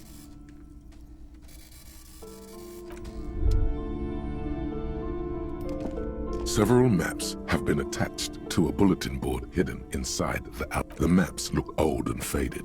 Your eye catches a map of Insulinda, a map of Revachol, and it's not really a map. It's a tourist thing. A picture postcard with buildings on it. Still, it's detailed. Could be pretty useful for scouting ahead. You see the jagged boxes of an industrial... I'm sorry, officer. The map of Martinez is the only one available. The other two are not for sale anymore. And besides, they're quite valuable, though they might not look it. The map of Martinez is 90 cents, though. That old thing? It's an from when some design studio people tried to spruce the place up 4 or 5 years ago. They also renovated the horse statue. The place does not look like a successful tourist trap. They didn't get that far, for some reason. A shame the project never got going. Would be nice if someone fixed Martinez up. All these ruins are bad for business. Always good to be informed of your surroundings. You've acquired an interactable item. Investigate this item further by going to the north coast of a verdant island is shattered by the delta of a river. It is the River Esperance. Countless bridges put the shards back together, connecting city blocks to river islands. To the east, rolling hillsides, Le Jardin, Stella Marie. The suburb, Hudon. It's somewhere to live. Not bad. Then there's Jamrock. It's bad. People shouldn't live there. You feel you're just west of Coal City, somewhere above Jamrock and close to Coal City. This large map displays archipelagos. You see a constellation of small dots on the light blue emptiness of the Insulindic Ocean. The largest in the northeast is Ozon, Laurentide, Fas a la Mer, Archipelagos, North Arcade Islands, all just specks of dust disintegrating into mathematics. In the northeast, a dust mite stands on the north coast of Caillou in a bookstore. It's you.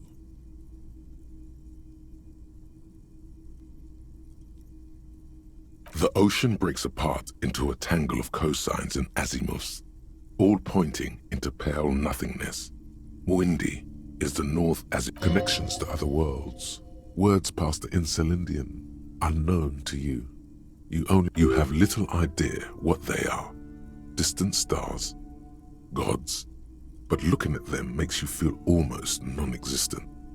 Whatever they are, the Isolas are immeasurably large compared to you, and very, very far away. Perhaps they are gods, gods of distance and outer dust.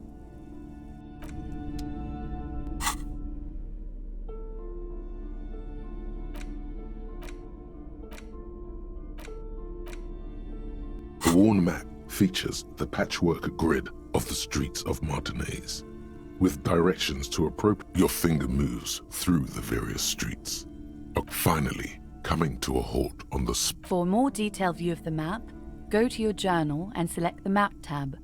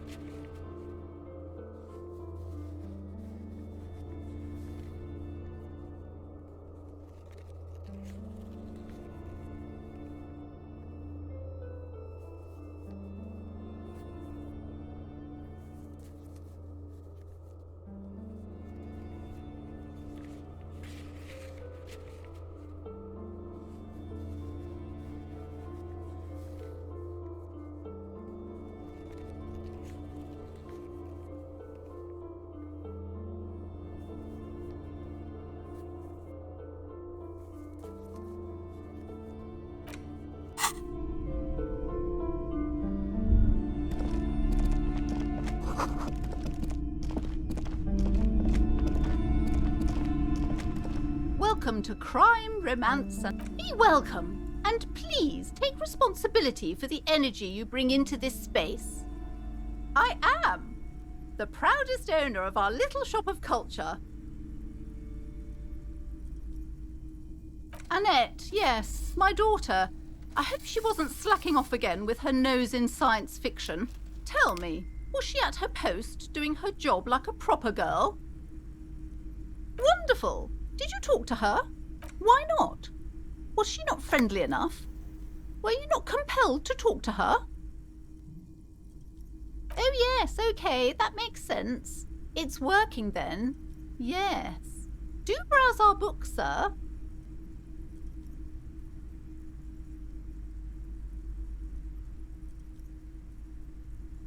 God. I've told her not to do that. It's such a disgusting habit. She'll get over. She can, if she has enough willpower. This is what's called growing. Come on, ma'am. It's obvious she can't do anything about it. You are placing an unnecessary burden on a young child. She stands stiff and severe. So she's looking for one, but there simply aren't any good arguments for being an asshole. Oh no. Hold on. I need to invite her inside and apologize. She must be freezing there. I don't know what to say to you. My husband, he tries to teach me business lessons. I have what my mother called a dull mind. All this stress. Yes, I'm afraid so. A real treat she is.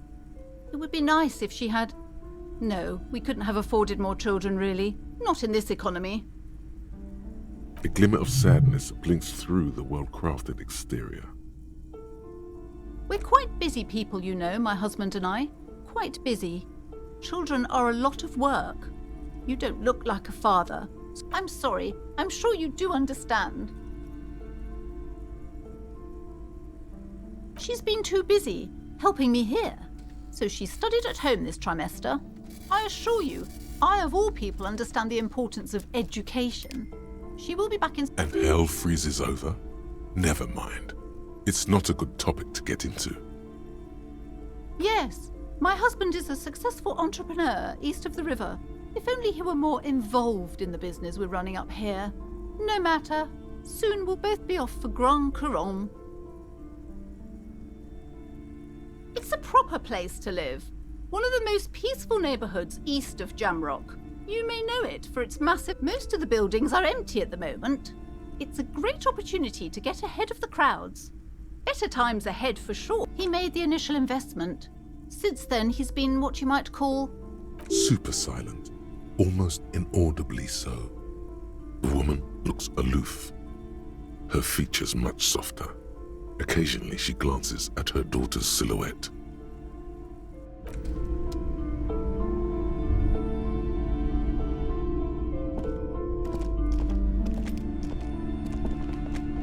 I'm sorry, sir. I can't talk right now. I'm very busy. Out of the rain and into the gutter. Math. It's really difficult. Like, really. They say you need it to get rich. Better than standing outside in the cold. Oh, I found something while you were away. I thought this would fit you. Like, thanks for helping out. Not me. The city, I mean. Like a detective does. Maybe. It's the hat Dick Mullen wears all the time. Right, I have to get back to my homework now. Before Mum notices. Man, this is hard. You have absolutely no idea. Familiar? How? You must have forgotten something you heard again.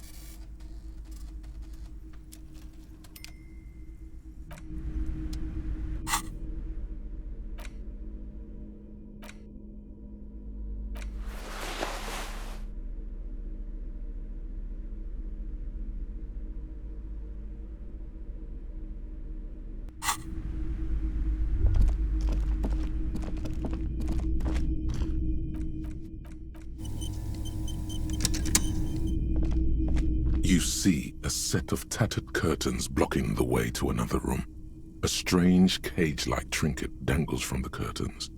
Excuse me, officer. The back room is strictly for employees only.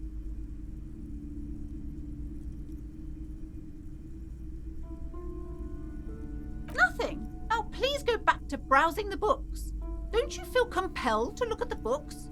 She speaks almost as if she's trying to put a spell on you. Oddly enough, the more she tries to draw you away from the curtains, the more you see some kind of charm, an irregular polyhedron assembled from bones, sticks, and straw. Inside, a disturbing... This is a traditional Seminese ward, meant to provide protection against ill luck. Bad inhabitants of Ile de Fantôme. Aside from poking at it suspiciously, there is nothing else to do with the fish head charm at this time. The curtains remain. Just as you're about to pull apart the curtains, the petrified... Sir, don't touch that. I told you it's off limits for the customers. Parapsychologically speaking, we're done if you decide to open them. I won't be held responsible for the She looks away, mumbling. Why is everyone always messing with the curtains? Why can't they just buy books like normal people? No, it's just a storeroom for the employees, I told you. Now please step away from the curtains. Why? It's not like anyone was killed there. I'm sorry, I don't mean to be so impolite. Just please don't go there. I can't allow that. The curtains do seem frail suddenly, not robust enough to contain a slippery darkness. You do? My God, even more reasons not to mess with the curtains. Just step away, dear sir. No! Please just talk to me, officer. Come here and let's talk. Talking is always good. Go see what the curtains, tattered with age and covered in dust, hang before you, as if taunting you.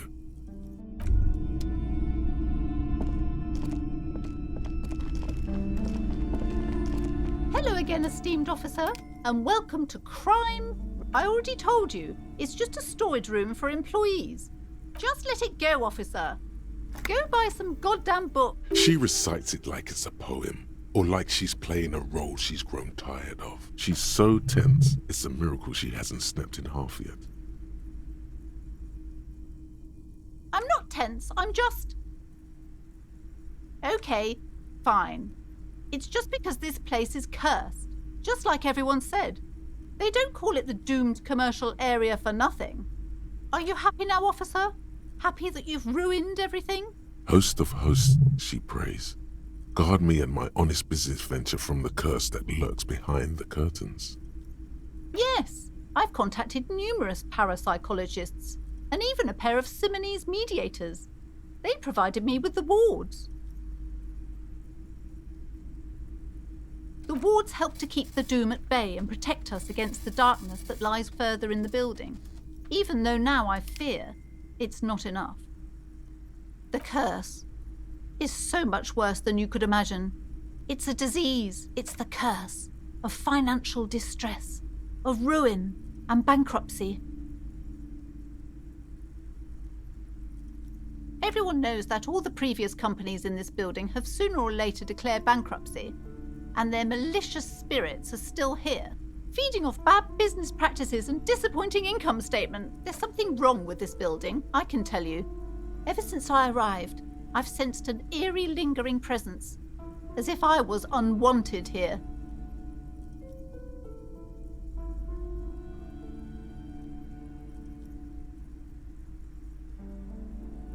It's not good to talk about the curse, not in detail.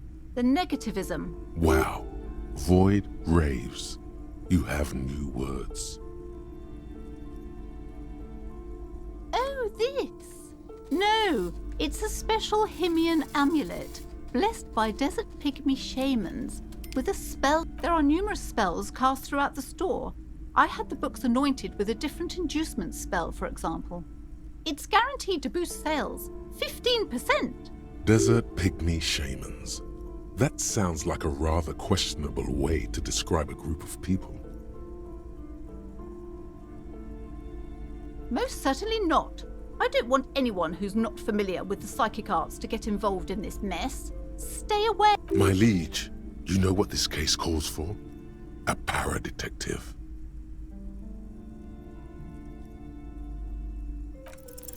Slither up to her, you silver-tongued fiend. Show her what world-class perfidy looks like.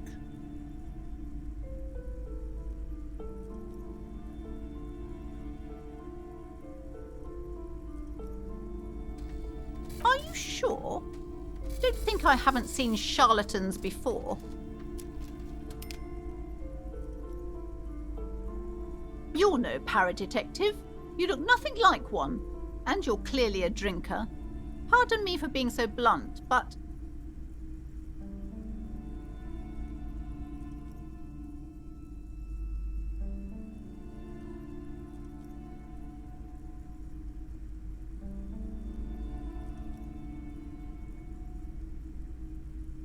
You look like one. The lieutenant keeps his usual stony calm. He silently picks out his notebook. How do you know all this? Here we go.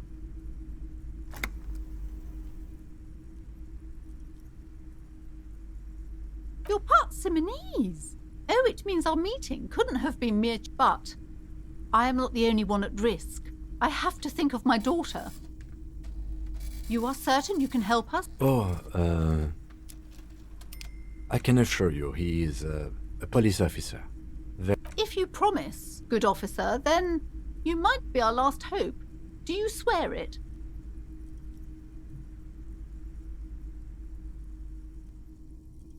Thank you, sir. There's one more thing I haven't told you about yet. The entity. Do not act surprised. You know of these things, sire.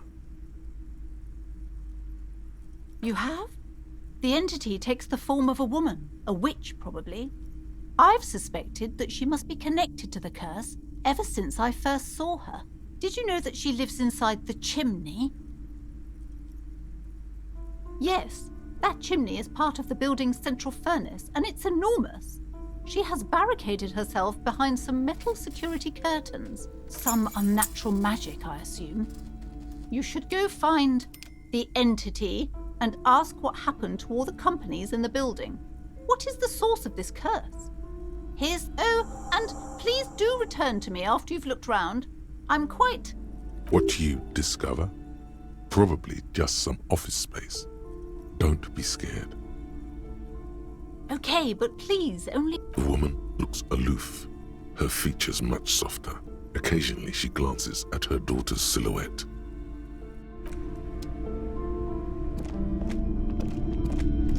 You see a set of tattered curtains blocking the... You see a dimly lit room full of dusty furniture and trash. A doorway stands in the back. Oh!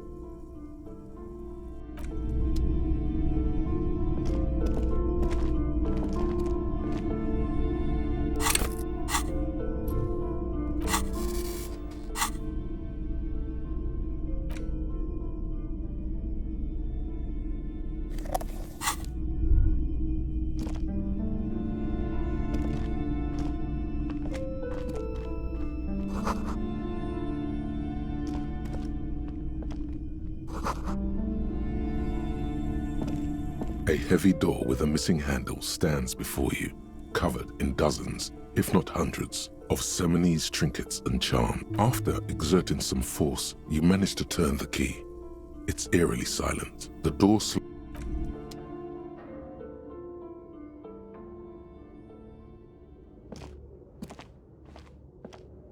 What is this place? No, it's a gym. Though it looks like I doubt the electricity still works. Some specks of dust shimmer in a faint beam of daylight falling from the window. An eerie feeling rises in your chest. Yes, because it's no need to look for supernatural explanations where a banal one will.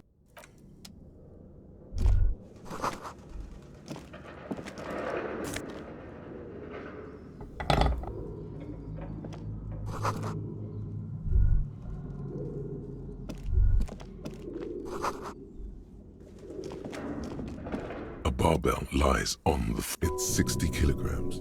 Your triceps hum at the sight of these weights. There are no collars on the barbell. This is a safety hazard. You're right. The weight may fall off. Better not touch it then. It would be a violation of EPIS safety regulations if the gym was still operating, but it isn't.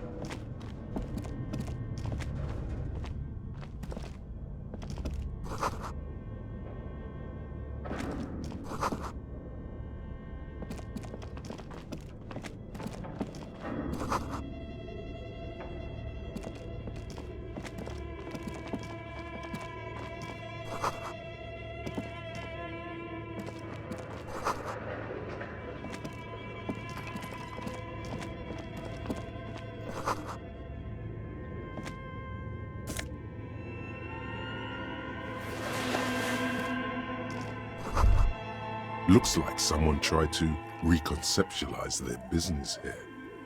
Look, the skis and rotor blades both bear the same Slipstream logo. It seems likely that they started out making one, failed to turn a profit, and then pivoted to producing the other.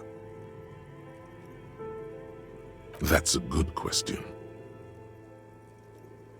Not quite. You do know that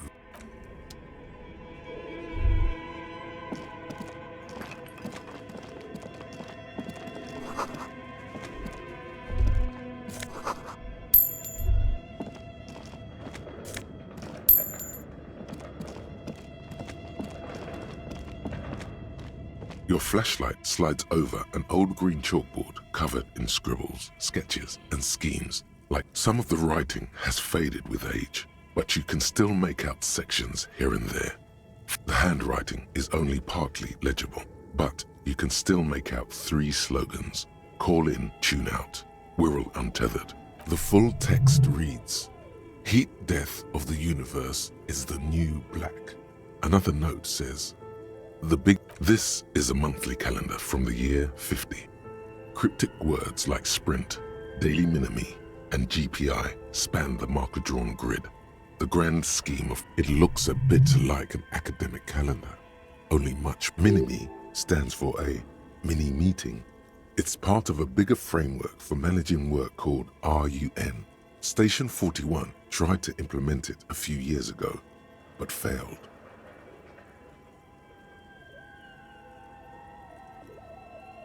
As time goes on, the numbers in the boxes grow rarer and rarer.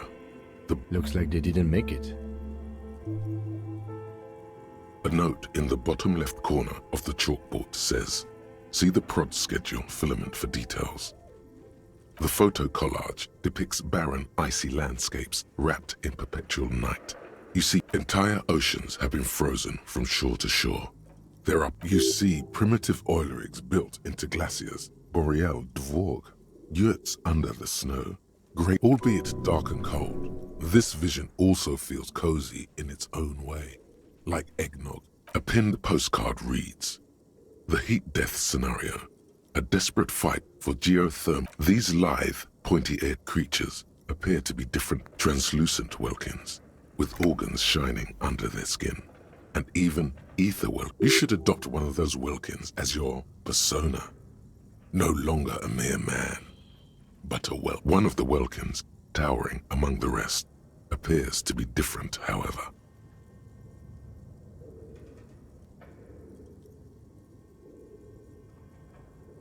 It's Vara Hamira, a high Welkin, his face white and scarred like cracked marble. This is clearly a Welkin supremacist. The Haldor, the Tworg, the humans, and even headless men, all of them purged.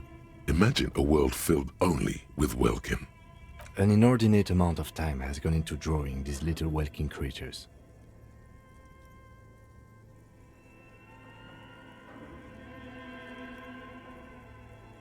Just look at those details.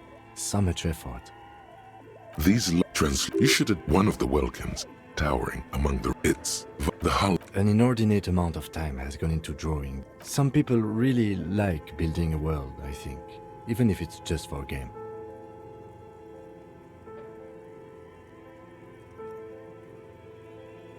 This looks like concept art for a project. It's not really real. Political commentary. That one has a great beard too. Just look at those details.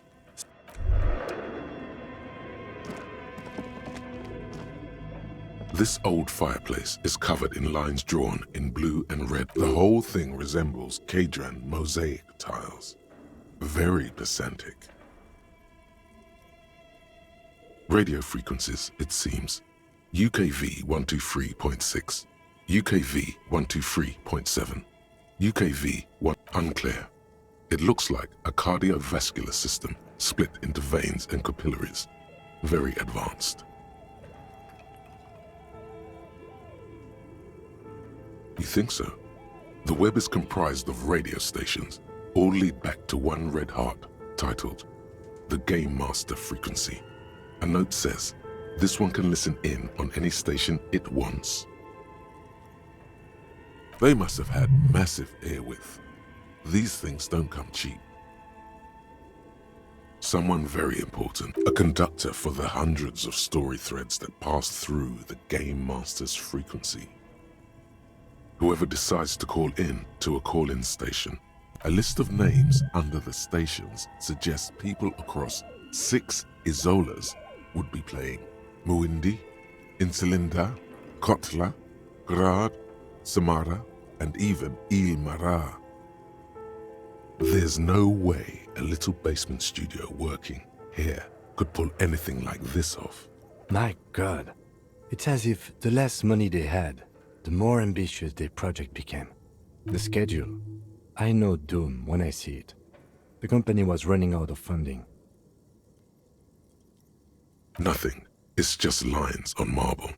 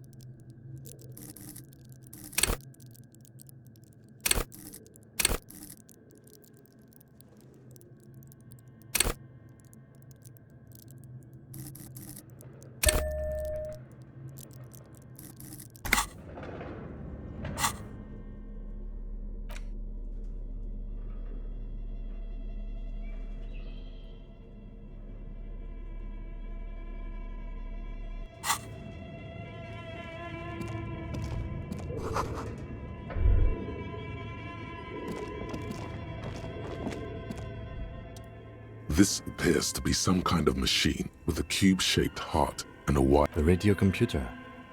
Just sitting here without anyone. What he means is that these things cost money. This is the Ream Civic radio computer, model. We have one of these down at the station, but I never really learned how to. The machine lights up like some prehistoric animal stirring from its slumber, revealing fluorescent play and print keys on the keyboard. The hatch on the machine's central compartment is wide open. It's empty like a beehive, with the filament you have would fit perfectly inside the compartment. Nothing happens. Nothing. Something's missing. There's no tape in the player. Nothing. Something's missing. There's no tape. Like a smooth draw, the filament slides into place.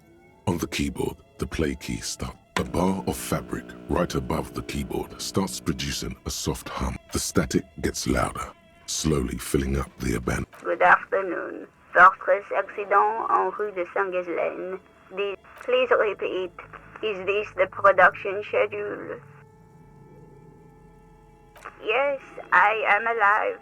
I am 74 years old and my name is Yvonne. Now please repeat. Is this the production schedule? She repeats passwords. Programming people are all paranoid.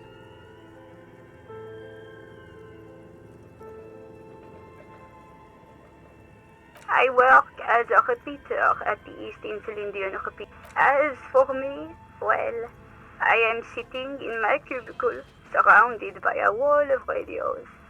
Now please tell me the reason for your call, Fortress Accident. Yes, She repeats passwords. I work at... Now please tell me the reason. The filament you have inserted into the reader. That was a question. Have you inserted it into the... Good. Password. Of course it would have a password. That's why there's a human administrator involved. Received. I will register this login. Don't worry. Passwords have a way of turning up. Fortress Accident.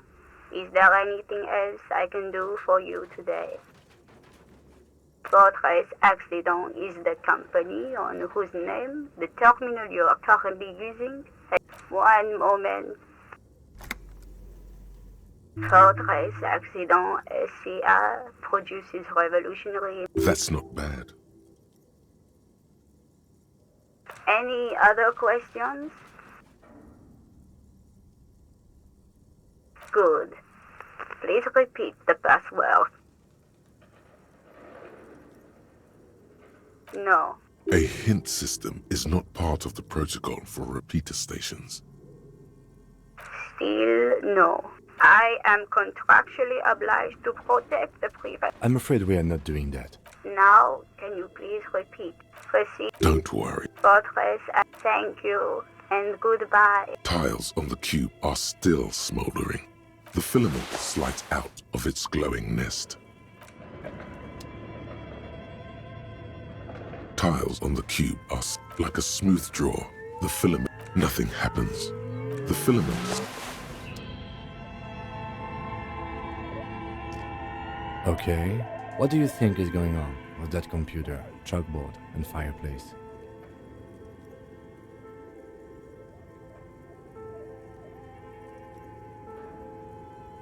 No, that's not it. I think... Like he's ready to lay out a fine theory, crafted together like a puzzle. It looks like one of those popular pen and paper role-playing games. Only these people were trying to automate it. Make it... Indeed, those Welkins are a dead giveaway. Role-playing people love that stuff. The world looks like a modified version of the we were... Super cool. Someone should give them millions of real immediately. This game is too good to be left unfinished. Not to my knowledge. They make automated games in Grad, Messina, Königstein. Not in Revachol. But I don't think anyone has attempted to create an interisolary game before. We just don't have the technology. Through call-in stations, none of the players have to be physically present. Anyone in the world can participate in. Then there's the game master frequency that listens in on the smaller call-in state. Coordinating so many games would take a whole switchboard of people, possibly divided into sub-frequencies. No idea. They stopped filling out the schedule on the chalkboard.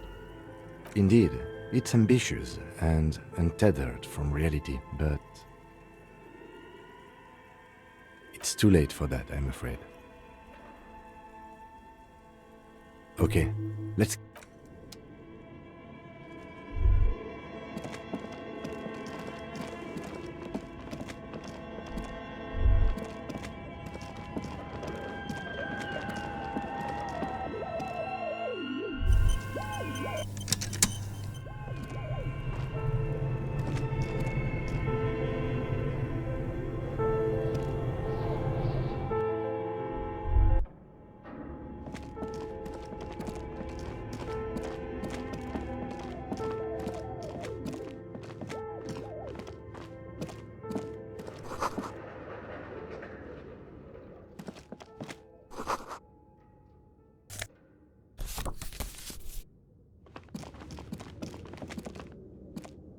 An iron safety curtain curves before your eye. This must be where the entity... What an odd thing to do.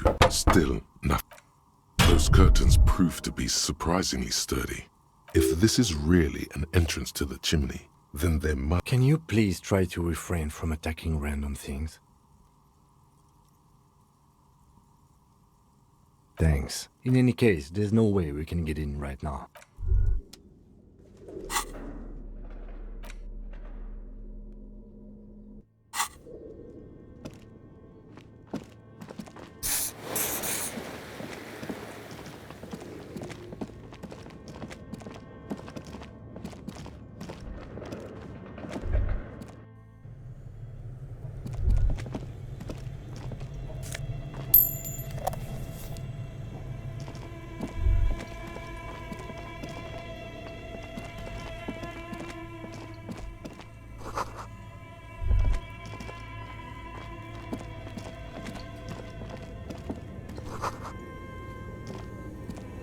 thick layer of coal dust covers the furnace. Looks like it. Looks like an old central furnace used to... No one has used it in ages. No signs of any recent fire. Only dead rats. A lush layer of coal now covers your skin. It's dark and grimy here. In the darkness you can hear chatter. It's coming from above. A voice or the echo is so prominent, it's impossible to discern what the voices are saying. What are you doing?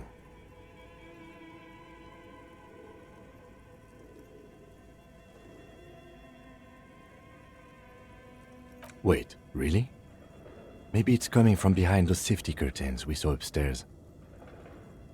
You're right. The rooms do look like they're connected, but... Always has to be the skeptic, this man. A hollow ring. You feel something in your chest, an unnatural pressure. It's spreading to your left arm, your jaw. Very, very bad. This is all you feel is pain and weakness. Cop suffers final heart attack. A detective lieutenant of the RCM passed away.